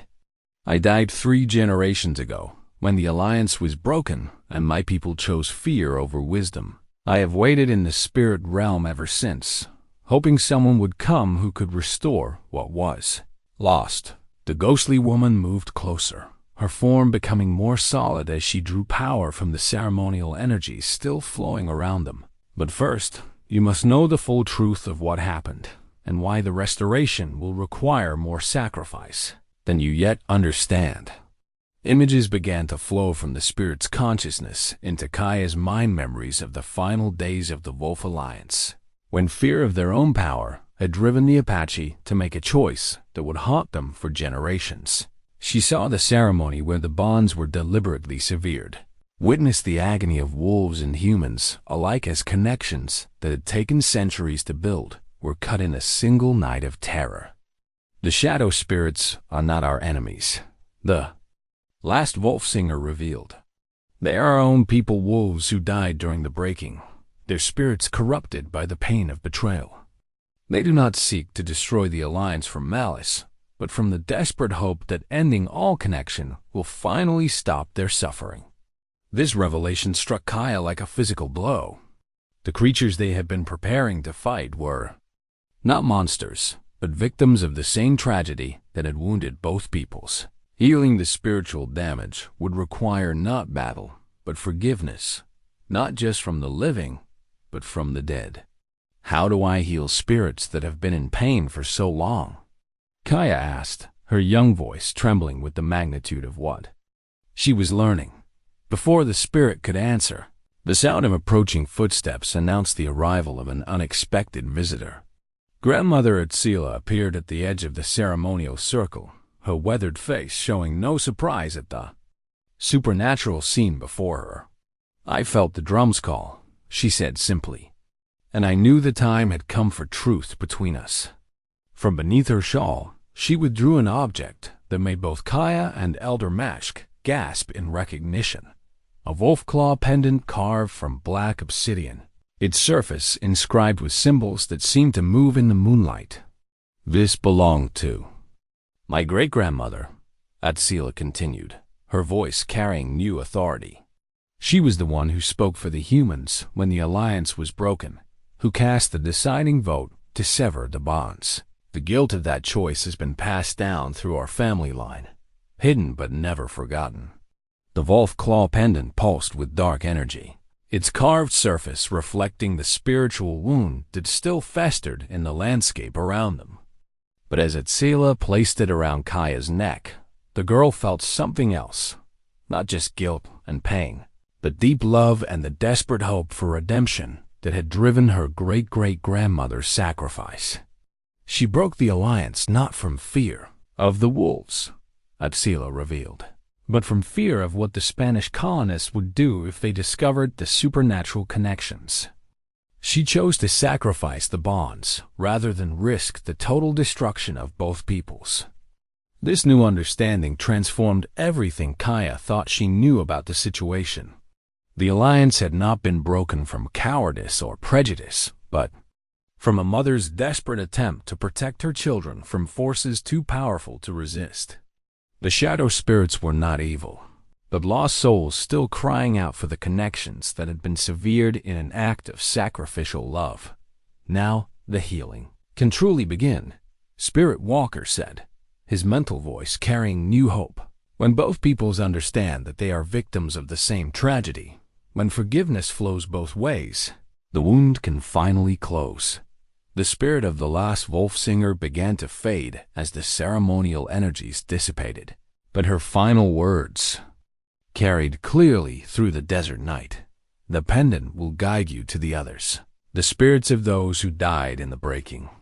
Show them that the alliance can be restored without bringing the destruction their sacrifice was meant to prevent. Only then will they find the peace they have been denied for so long." As the supernatural presences withdrew and normal reality reasserted itself, Kaya found herself holding both the sacred drum and her ancestor's pendant, two artifacts that represented the full complexity of the task before her. She would need to master not just the technical aspects of wolf singing, but the deeper spiritual work of healing trauma that spanned generations. Elder Match looked at her with new respect. "You carry a heavier burden than any of us realized, child. The restoration requires not just rebuilding the alliance, but healing the wounds that caused its breaking. Are you prepared for such responsibility?" Kaya looked at Spirit Walker, at her grandmother's weathered face, at the vast desert landscape that held so much pain and so much hope.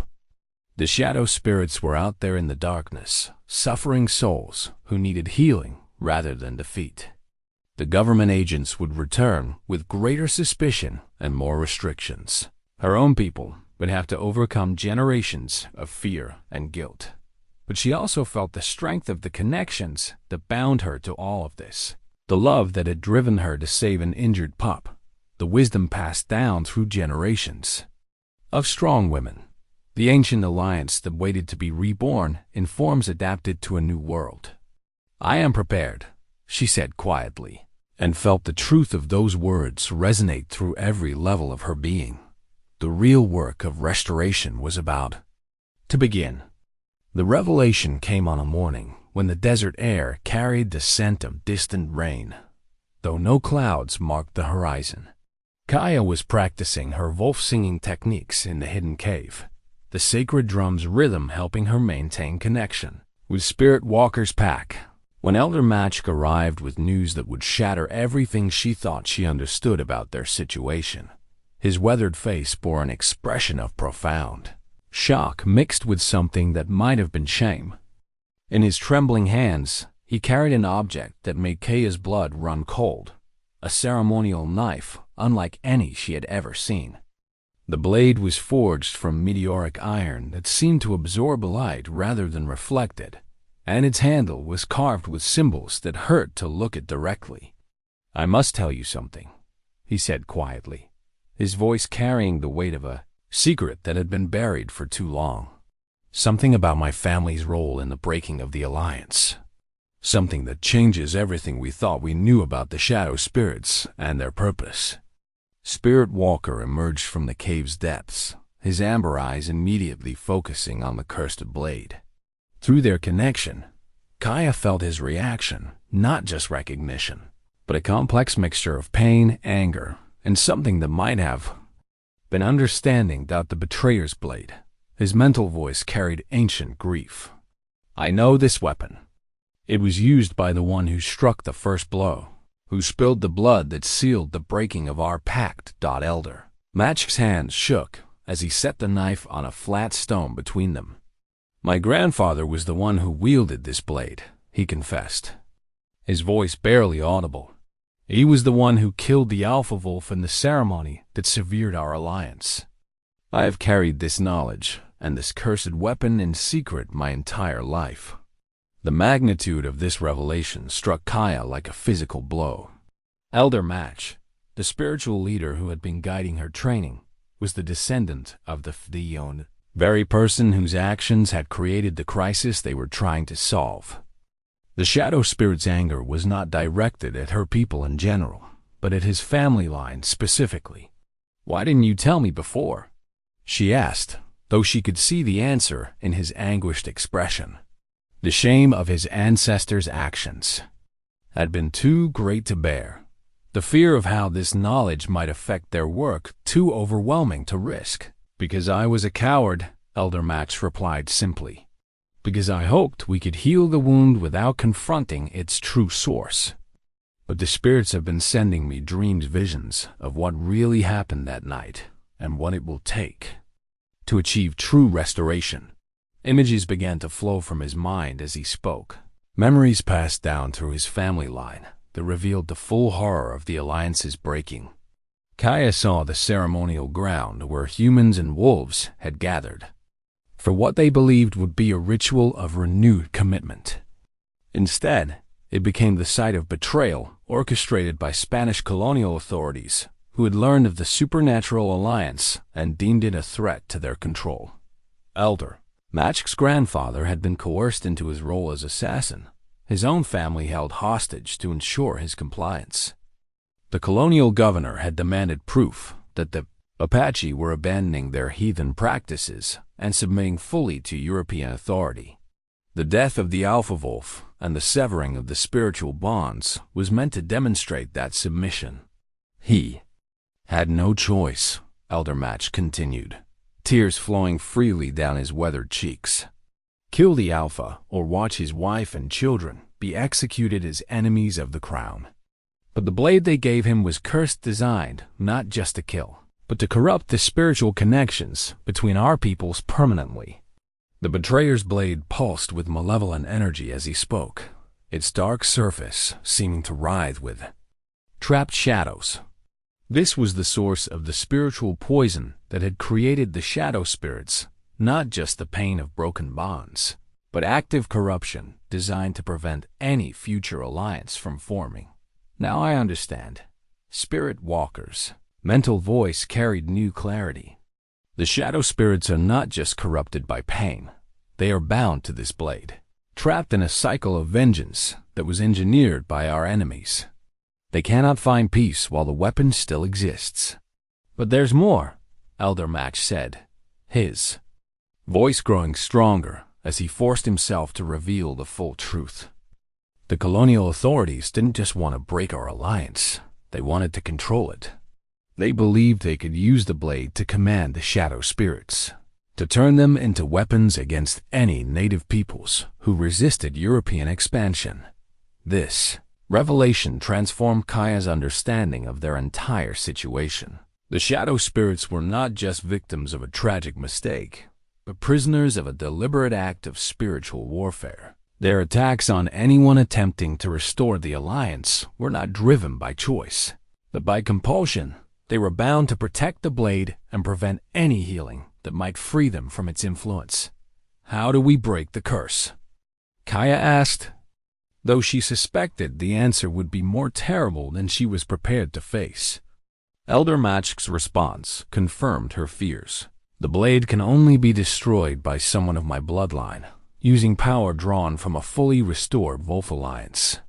But the moment I attempt to approach the weapon with that intent, the shadow spirits will be compelled to defend it with everything they have. They will be forced to attack not just me, but anyone who stands with me. The full complexity of their situation became clear.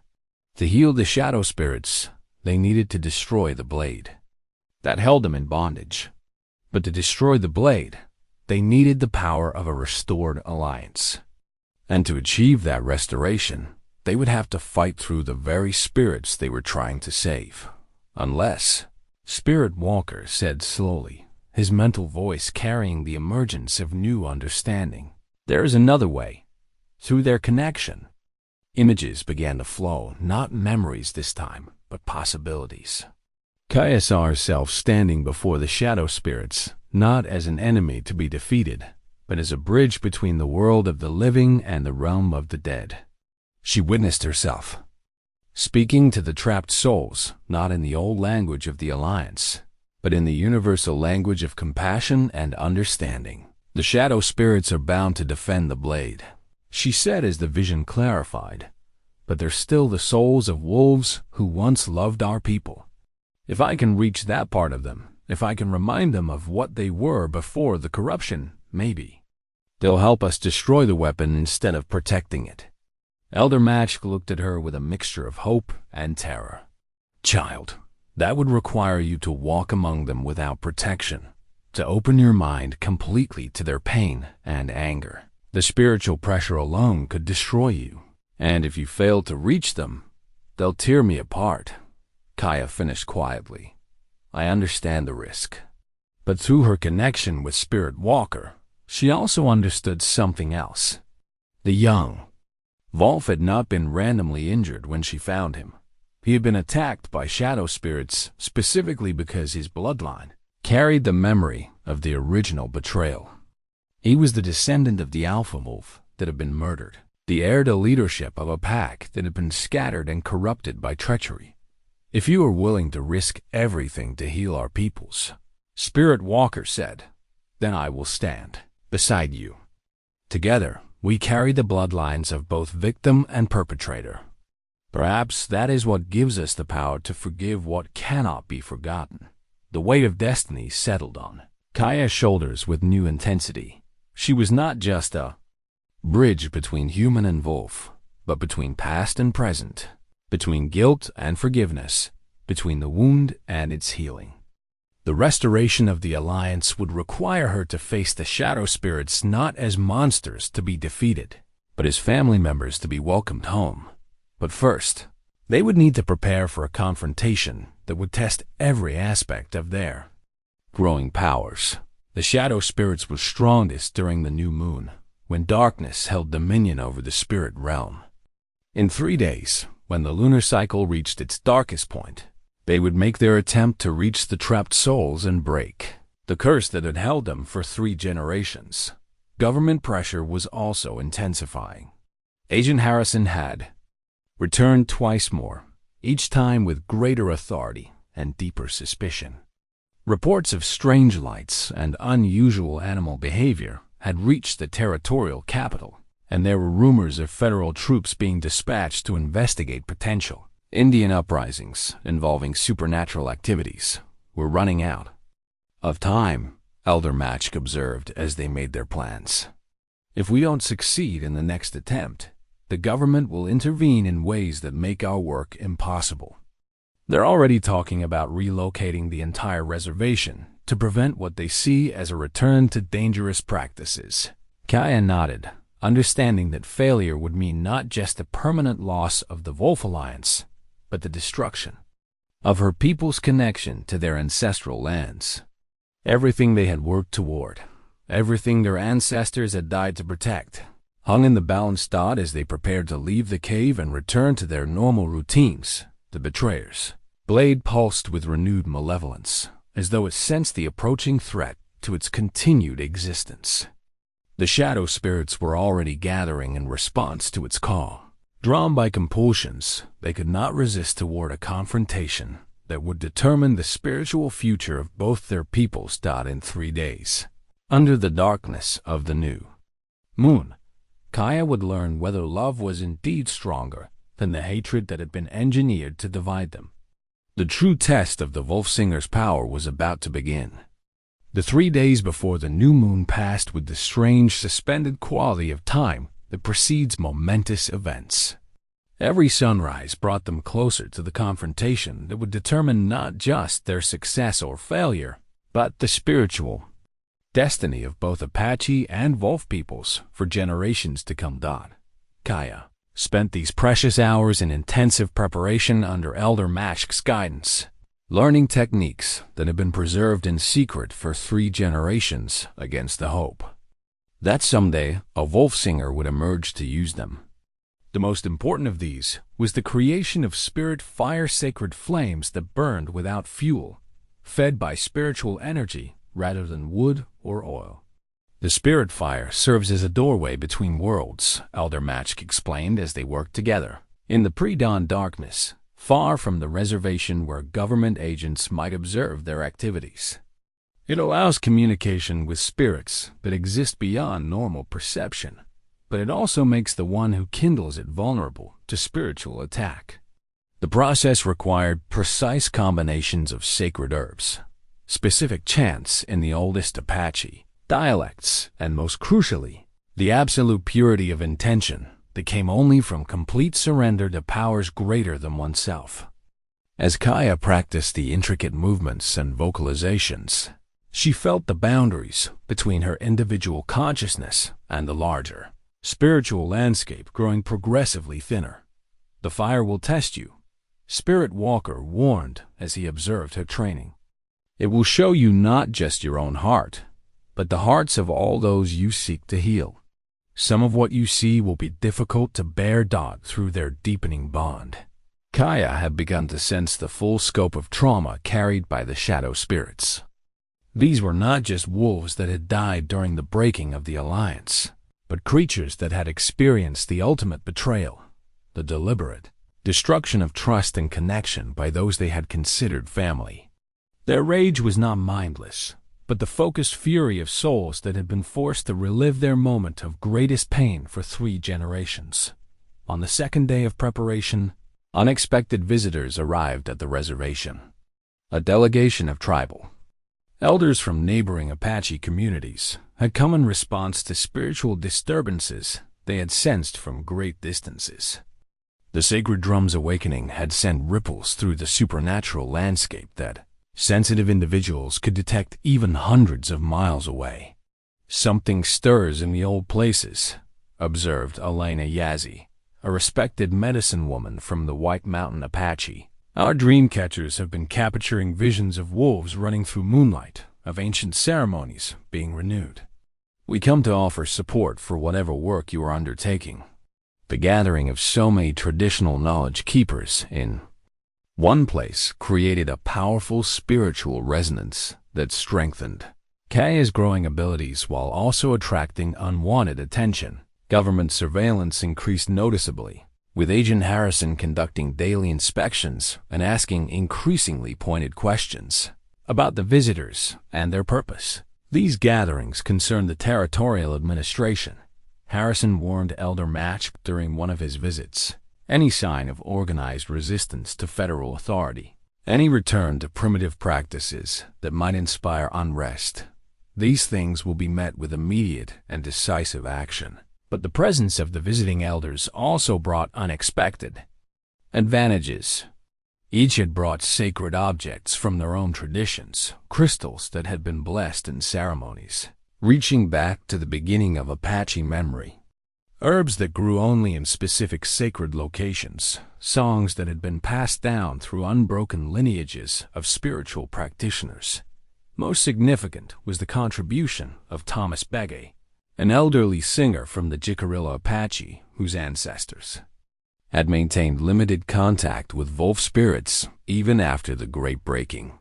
From his medicine bundle, he withdrew a small piece of turquoise carved in the shape of a wolf, an amulet that had been created specifically to protect those who walked between human and animal worlds.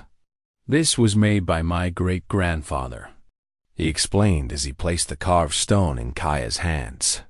He foresaw that someone would come who could restore what was broken, but he also knew that such restoration would require protection from forces that sought to prevent healing. The turquoise wolf grew warm at Kaya's touch. Its surface began to glow with soft blue-white light that spoke of deep spiritual power. Through her connection with Spirit Walker, she understood that this was one of the original protective totems created during the first alliance Atul designed, specifically to shield wolf singers from the corrupted energies they would encounter during healing work. Elder Match spent his preparation time in a different kind of spiritual work, seeking forgiveness from the spirits of his own ancestors for the shame he was about to confront. The guilt of his grandfather's actions had been passed down through their family line like a hereditary curse, shaping the choices and limitations of each generation. I must face them as both descendant and judge, he told Kaya as they practiced the complex ritual that would be required to approach the betrayer's blade. The shadow spirits will see in me not just the one who seeks to free them, but the bloodline of the one who bound them. Their rage will focus on me first and most intensely. This aspect of their plan troubled Kaya deeply. Elder Match would be required to approach the cursed weapon while the shadow spirits were compelled to attack him, creating a distraction that would allow her to reach the trapped souls with her message of healing and forgiveness. But the spiritual pressure of facing their concentrated fury might well destroy his mind, even if his body survived the encounter. There has to be another way, she insisted during one of their planning sessions. Some approach that doesn't require you to sacrifice yourself for my success. Child, Elder Match replied gently. Some debts can only be paid by those who incurred them. My grandfather's actions created this wound. It is fitting that his descendant help to heal it, regardless of the personal cost. On the final day before the new moon, Grandmother Atsila revealed her own role in the coming confrontation. From her personal possessions, she brought forth items that had been hidden for decades, ceremonial clothing that had belonged to the last wolf singer, jewelry that had been blessed in the original alliance ceremonies, and most importantly, a collection of protective symbols that could be painted on skin using pigments mixed with sacred earths. I too carry the burden of family history, she said, as she began the intricate process of adorning Kaya's arms and face with the ancient markings. My great-great-grandmother was present at the breaking, but she also preserved the knowledge that would be needed for restoration. Through me, her wisdom continues. The painted symbols seemed to come alive on Kaya's skin, creating patterns that shifted and flowed like living things.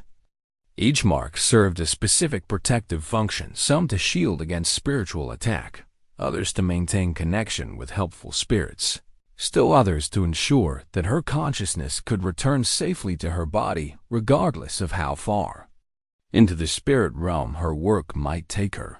Spirit Walker's pack had grown during the preparation period, with wolves arriving from territories that stretched across hundreds of miles of desert and mountain country. These were not just ordinary wolves, but the descendants of the original spirit guardians animals that had maintained their sacred purpose despite the broken alliance, passing down through generations the hope that someday the bonds could be restored. We come to witness, the alpha female explained through images that flowed into Kaya's consciousness. If you succeed in healing the shadow spirits, we will help rebuild the alliance stronger than it was before. But if you fail, if the corruption proves too deep to heal, we will ensure that the cursed blade is buried so deeply that it can never again be used to harm our peoples. The weight of so many expectations pressed down on Kaya's young shoulders. As the final hours approached, she was not just attempting to heal a few corrupted spirits, but to restore a relationship between species that had been deliberately destroyed by those who feared the power it represented. Success would mean not just spiritual healing, but protection for her people against government forces that sought to destroy their traditional way of life. Failure would mean the permanent loss of connections that had sustained both Apache and Wolf peoples for countless generations. As the sun set on the day before the new moon, casting the desert landscape in shades of red and gold that seemed to prophesy the blood that might be spilled in the coming hours, the various participants in the restoration ceremony gathered at the site Elder Match had chosen for their work. The location was a natural amphitheater hidden deep in the Forbidden Lands, where stone formations created perfect acoustics for ceremonies that needed to reach both physical and spiritual realms. Ancient petroglyphs covered the rock walls, images of wolves and warriors, shamans and spirits, that chronicled the long history of cooperation between the two peoples. But the most significant feature of the site was the presence of the betrayer's blade itself. Elder Match had brought the cursed weapon to this place during the previous night, following guidance received in dreams from spirits who sought redemption for their role in the original tragedy. The blade rested on a natural stone altar at the center of the amphitheater, its dark surface seeming to absorb light and hope in equal measure. Around the altar, the air wavered with spiritual energy as the shadow spirits began to gather. These tortured souls appeared as dark, shifting forms that held echoes of the magnificent wolves they had once been. Their presence filled the amphitheater with an oppressive weight of pain and rage that made breathing difficult for all present. "Remember," Elder Match said quietly as they made their final preparations, "our goal is not to defeat these spirits, but to free them. They are prisoners, not enemies. If we approach them with love instead of fear, healing instead of violence, we may yet succeed in breaking the bonds that have held them for so long." As the last light faded from the western sky and the new moon's darkness settled over the desert, Kaya took her position beside the spirit fire that had been kindled at the eastern edge of the amphitheater. The sacred flames burned with ethereal beauty, their colors shifting through spectrums that had no names, creating doorways through which she could see into realms that existed beyond ordinary perception. The time for preparation was over. The moment of truth and the test of whether love could indeed triumph over engineered hatred was at hand. The darkness of the new moon pressed down on the hidden amphitheater like a living thing, broken only by the ethereal glow of the spirit fire and the malevolent pulse of the betrayer's blade. As Kaya began the ancient songs that would open her consciousness to the spirit realm, the air itself seemed to thicken with supernatural tension. The first notes of the wolf song rose from her throat with power that surprised even her, not just her own voice, but harmonies that came from Spirit, Walker and his pack, from the assembled Apache elders, and from sources that existed beyond the physical world. The sound seemed to awaken echoes in the stone walls of the amphitheater, as though the very rocks remembered ceremonies from generations past. Now, Spirit Walker's mental voice carried urgent determination. Called to them not as enemies, but as family returning home. Kaya raised her voice in the ancient call that had once summoned wolf spirits from vast distances, a sound that was part human song, part wolf howl, and part something that transcended the boundaries between species. The Alpha's call had not been heard in Apache territory for 3 generations, but as it rang out across the desert night, it carried the accumulated longing of all who had suffered from the broken alliance. The response was immediate and overwhelming. From the shadows around the amphitheater came answering calls, not the harmonious songs of healthy wolf spirits, but the tortured cries of souls trapped in endless pain. The shadow spirits began to materialize around the cursed blade, there, forms more solid and terrifying than Kaya had ever seen them. These were not the magnificent wolves they had once been, but but creatures transformed by decades of spiritual poison. Their eyes burned with unnatural fire. Their bodies shifted and wavered like smoke, given malevolent purpose. And their voices carried the accumulated rage of betrayal that had festered for 3 generations. At their heads stood the largest and most terrifying of the shadow spirits, the corrupted essence of the Alpha Wolf who had been murdered in the breaking ceremony. Where once there had been wisdom and nobility, now there was only fury and the desperate need to protect the blade that held him in bondage. Elder Match stepped forward according to their plan, his weathered hands shaking but his voice steady. As he began the ritual confession that would draw the shadow spirit's attention to himself. "I am the grandson of the one who wielded the cursed blade," he called out in the old language. "I come to accept responsibility for the wound my bloodline inflicted, and to offer whatever payment the spirits demand." The Shadow Alpha's attention fixed on Elder Match with laser intensity, recognizing in the old man's features the bloodline of the one who had destroyed everything the wolves had held sacred. With a howl that seemed to tear reality itself, the corrupted spirit launched itself toward the Apache elder, followed by the entire pack of tortured souls. But as the shadow spirits moved to attack, chaos stepped into their path. The protective symbols painted on her skin blazed with silver light, and the turquoise wolf amulet at her throat grew so bright it was painful to look at directly. The spirit fire behind her flared higher, its flames reaching toward the star-filled sky as she opened her consciousness completely to the spiritual realm. "Wait," she called out, her voice carrying power drawn from sources deeper than individual will. "Look at me. See what I truly am." The Shadow Alpha paused in his charge, his burning eyes focusing on Kaya with confusion that momentarily overcame his compulsion to attack. Through her connection with Spirit Walker, she projected not just her own identity, but the essence of what she represented, a bridge between worlds, a healer of wounds, a living symbol of the alliance that could be restored. "I am the wolf singer you have been waiting for," she told the corrupted spirits, speaking directly to their consciousness. "Through the power of the Alpha's call, I am the one who can free you from the blade's curse." But even his understanding began to dawn in the Shadow Alpha's eyes. The betrayer's blade pulsed with renewed malevolence. The cursed weapon's power was not merely passive, it was actively intelligent, designed by its creators to prevent exactly this kind of healing intervention.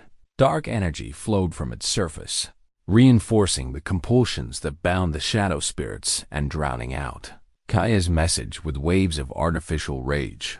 The shadow spirits resumed their attack, their forms becoming more solid and dangerous as the blade fed them power. Elder Match stood his ground as the first of them reached him, his own protective charms flaring with light as he deflected spiritual claws that could tear a soul from its body. "I will not raise a hand against you," he declared as the shadow. Wolves circled him like a pack preparing to bring down prey. "I will accept whatever justice you believe my bloodline deserves." But Kaya could see that acceptance alone would not be enough.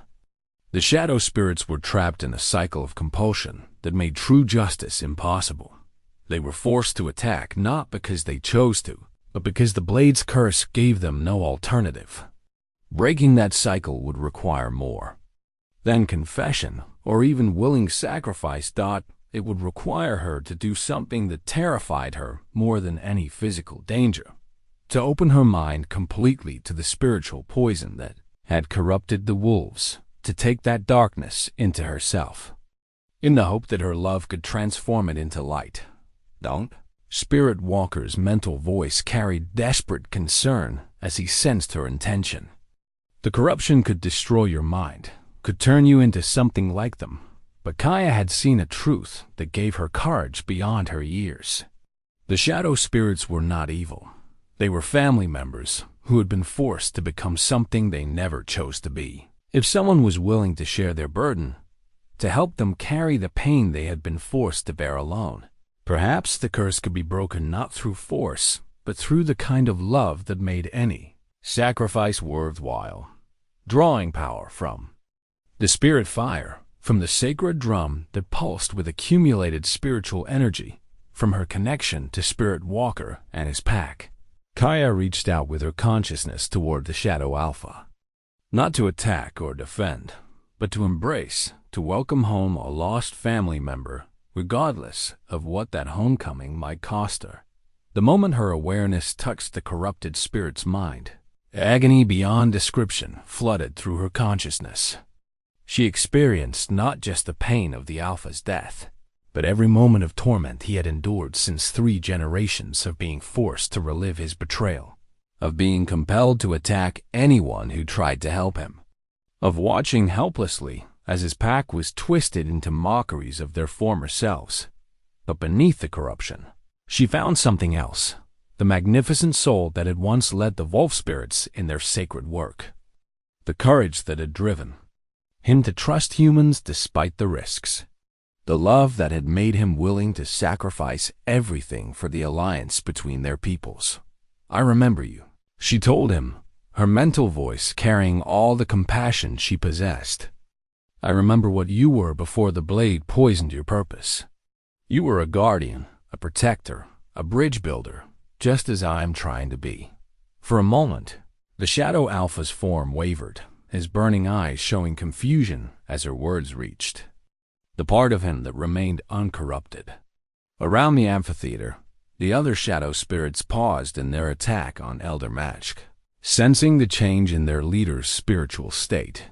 But the betrayer's blade was not willing to surrender its prisoners without a fight. Dark energy erupted from its surface, seeking to reinforce the bonds that held the shadow spirits in thrall, while simultaneously attacking Kaya's consciousness with waves of despair and hatred, designed to break her connection to the corrupted. Alpha Dot, the spiritual battle that followed, took place on levels of reality that had no physical representation. Kaya found herself fighting not just for the freedom of the shadow spirits, but for her own identity as the blade's corruption sought to transform her into another guardian of its malevolent purpose. The spiritual battle raged across dimensions of reality that existed beyond human perception, but its effects were visible in the physical world as well. The very air in the amphitheater crackled with supernatural energy, and the ancient petroglyphs on the stone walls began to glow as they responded to the massive forces being unleashed. Kaya felt the betrayer's blade's corruption trying to sink into her consciousness like poison, whispering lies designed to turn her love into hatred, her hope into despair. But each time the darkness threatened to overwhelm her, she drew strength from her connections to Spirit Walker, to her grandmother's protective necklace, to the assembled Apache elders whose prayers formed a net of spiritual support around her. "You are not alone." Spirit Walker's mental voice cut through the chaos, his presence becoming a beacon of stability in the storm of conflicting energies. "We all stand with you, Wolf and human, living and dead, all who have ever believed that love is stronger than fear." Through their bond, Kaya felt the power of the entire Wolf Pack flowing into her consciousness, not just Spirit Walker's immediate family, but spirits from across the vast network of territories that had once been protected by the Alliance. These were souls that had maintained their sacred purpose despite the broken bonds, keeping faith with the old agreements even when no humans remained to honor them. With this support, she pressed deeper into the Shadow Alpha's corrupted consciousness, seeking the spark of his original nature that no amount of spiritual poison could completely extinguish. What she found there broke her heart and gave her hope in equal measure. Not a monster, but a magnificent leader who had been tortured by being forced to become everything he had once stood against. "I know who you really are," she told him, projecting not words, but the direct experience of love and recognition. "You are Tahathan, the Alpha who led the great hunt that saved both our peoples during the winter of endless snow. You are the one who taught humans and wolves to share their strengths, to become greater together than either could be alone." The Shadow Alpha's form shuddered as his true name was spoken for the first time in 3 generations. For a moment, the corruption fell away like discarded clothing, revealing the noble spirit that had been hidden beneath decades of enforced malevolence. His eyes, no longer burning with artificial rage, showed the deep sadness of one who had been forced to betray everything he had ever loved. "Free us," he whispered, his mental voice carrying the accumulated pain of all the shadow spirits. "We are so tired of being weapons in the hands of those who destroyed our purpose." But even as understanding flowed between them, the betrayer's blade erupted with desperate fury. The cursed weapon's intelligence recognized that its hold over the shadow spirits was breaking, and it released the full measure of its corrupting power in a final attempt to maintain control. Dark energy flooded the amphitheater, seeking to overwhelm not just Kaya but everyone present. Elder Match cried out as spiritual poison attacked his mind, and several of the visiting Apache elders staggered under the weight of supernatural malevolence that sought to turn their own protective rituals against them. It was then that grandmother Atsila made her move. The turquoise necklace around her throat blazed with protective light as she stepped forward, her weathered hands moving in patterns that had been passed down through generations of Apache women. From her medicine bundle, she withdrew an object that made everyone present gasp in recognition: the Unity Stone, a sacred crystal that had been thought lost in the breaking of the original alliance. The stone was the size of a child's fist, its surface seeming to contain galaxies of stars that swirled in endless patterns. But what made it truly remarkable was its response to simultaneous touch by both human and Wolf under such contact. It would glow with light that could heal even the deepest spiritual wounds. "This was saved by my great-great-grandmother," Atsila called out over the rising wind that was being generated by the clash of supernatural forces, hidden and preserved against the day when it would be needed to restore what was broken. Spirit Walker understood immediately what was required. Despite the danger of approaching the center of the spiritual storm, he bounded across the amphitheater to stand beside Kaya. Together, they reached out to touch the Unity Stone, their combined contact causing it to flare with radiance that pushed back the blade's darkness. The effect on the shadow spirits was immediate and profound. The corrupted wolves found themselves bathed in healing light that reminded them not of their pain, but of their purpose. One by one, they began to remember who they had been before the curse, began to feel connections that had been severed, but never truly destroyed. Now, Tahatan's voice rang out with restored authority. "While the stone gives us strength, we break the bonds that have held us. What followed was unlike any battle ever fought on Earth. The shadow spirits, drawing power from the Unity Stone's radiance, turned against the betrayer's blade itself. But this was not an attack driven by hatred. It was an act of liberation motivated by love, a collective decision to choose freedom over the security of familiar pain. The cursed weapon fought back with every trick its creators had built into it, sending waves of despair and confusion designed to make the spirits doubt their choice. But for the first time in 3 generations, the Shadow Wolves had something stronger than compulsion to guide them. They had hope, they had purpose, and most importantly, they had the support of human allies who truly understood their worth.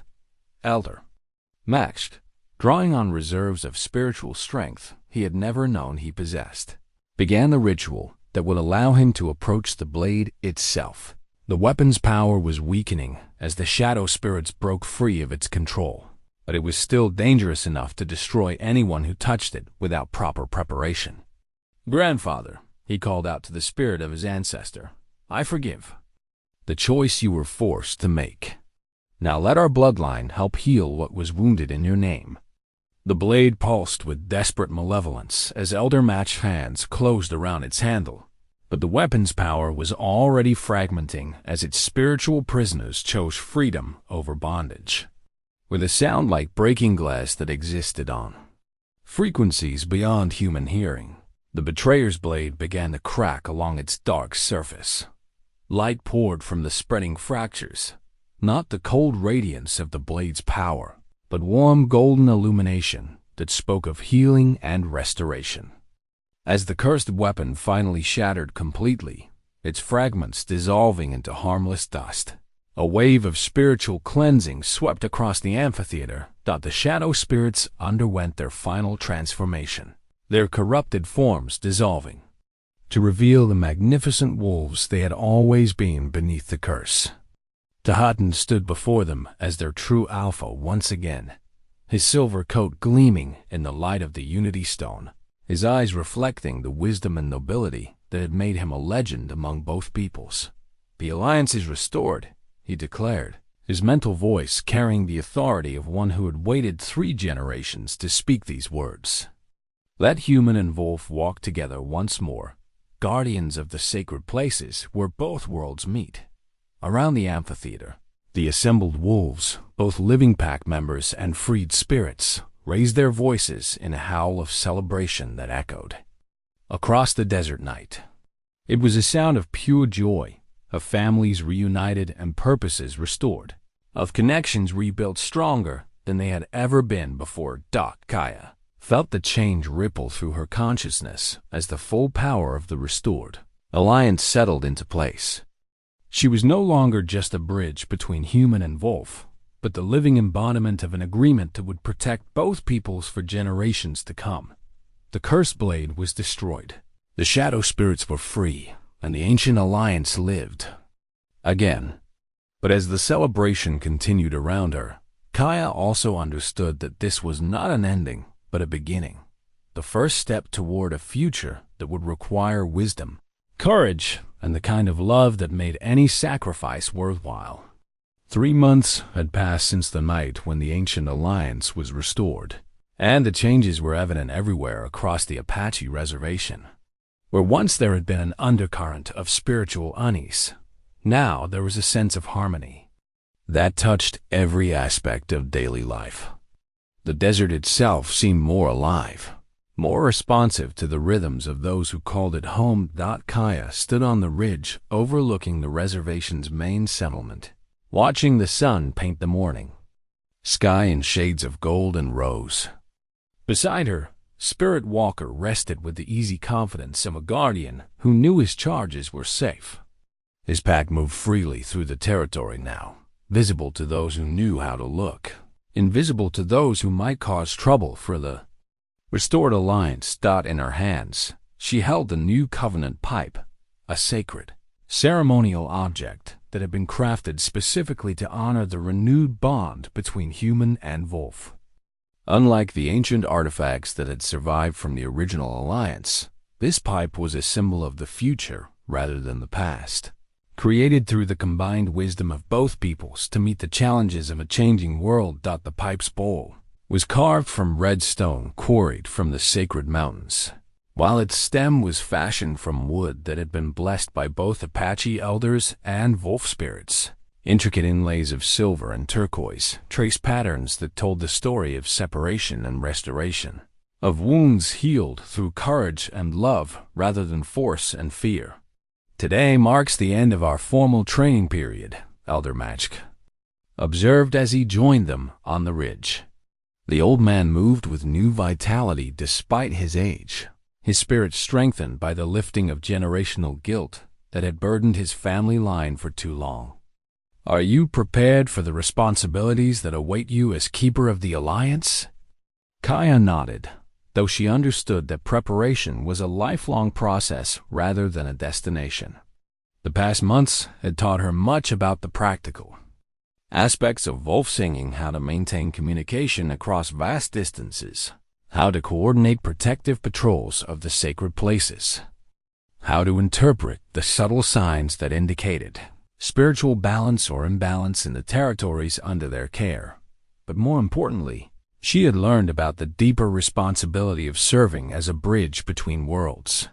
The restored alliance was not just about humans and wolves working together, but about maintaining connections that helped all life flourish in harmony.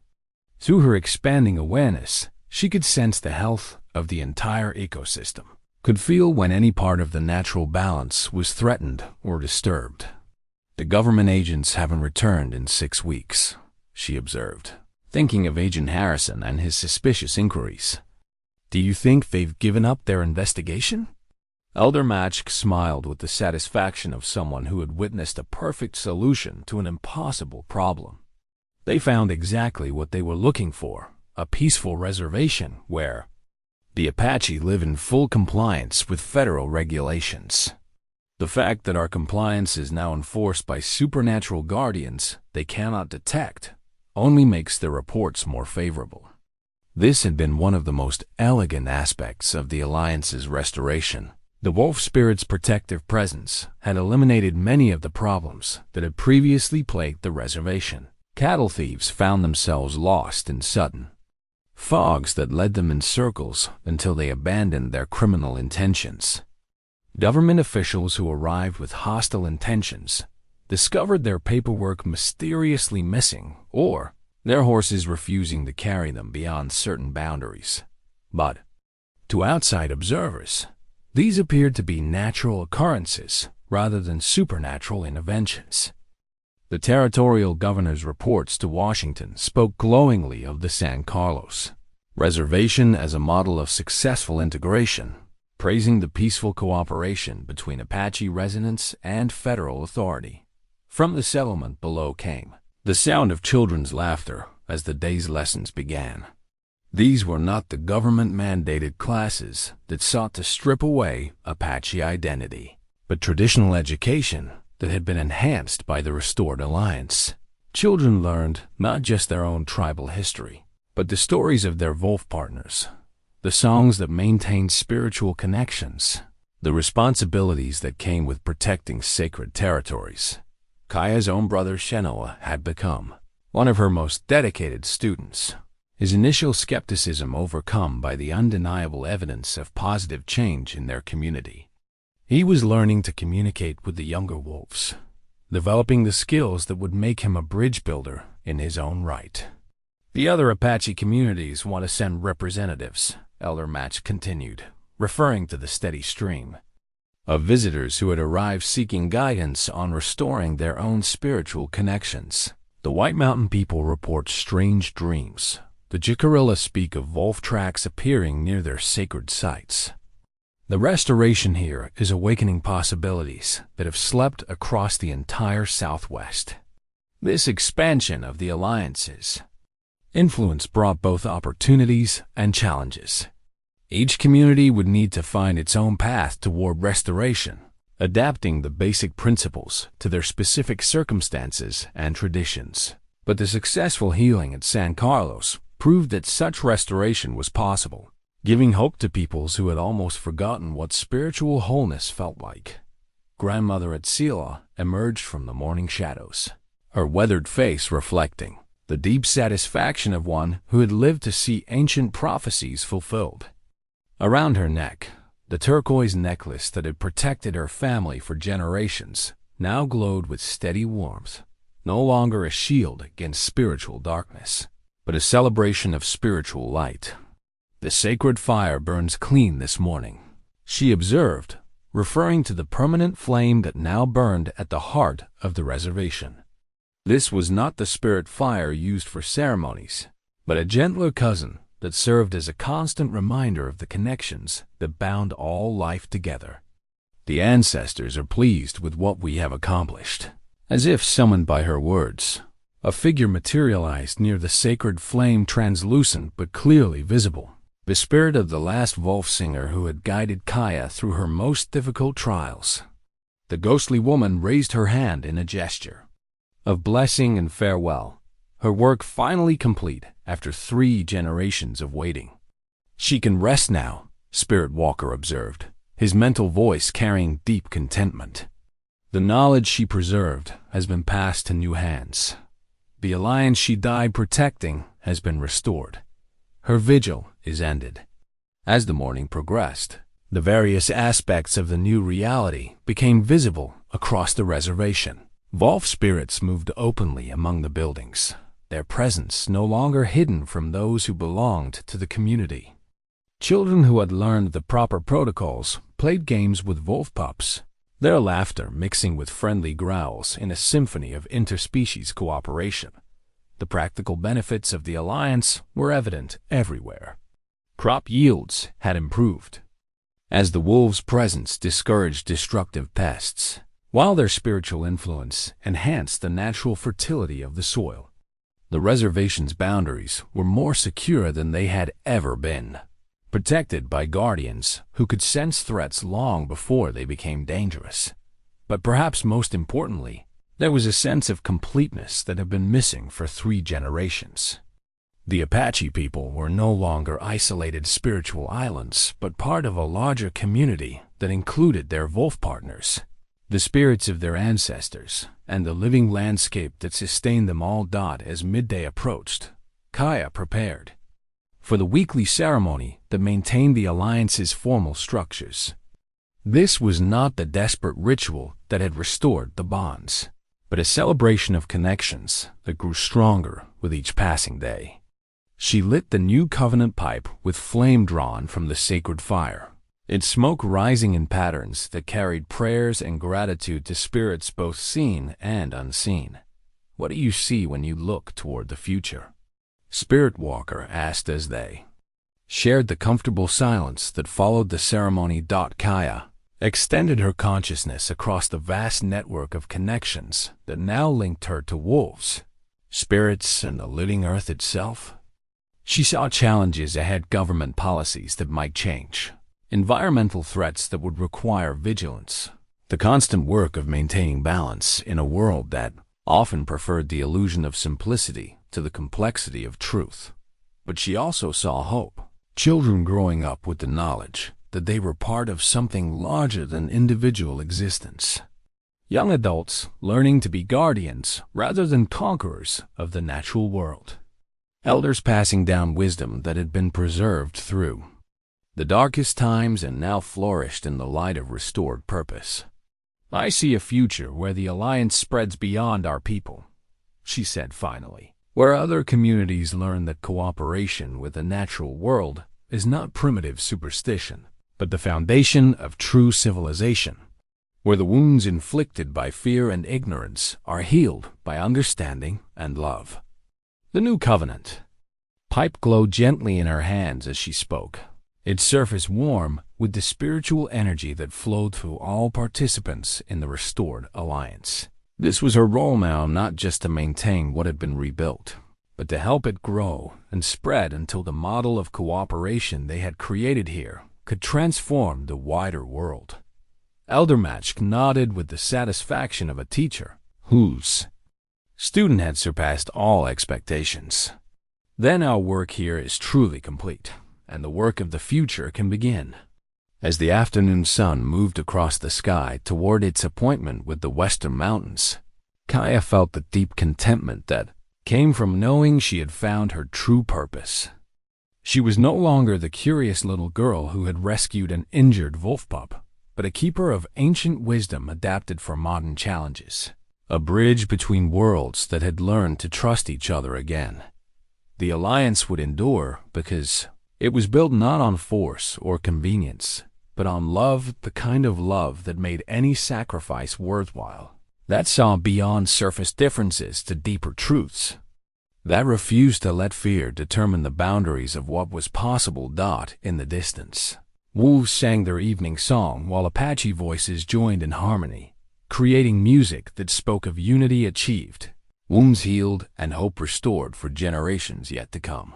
The ancient covenant lived again, stronger and wiser for having survived its time of testing. And at the heart of it all stood a young woman who had learned that sometimes the most innocent act of kindness could indeed awaken the deepest magic. The magic of connection, of understanding, of love that transformed everything it touched.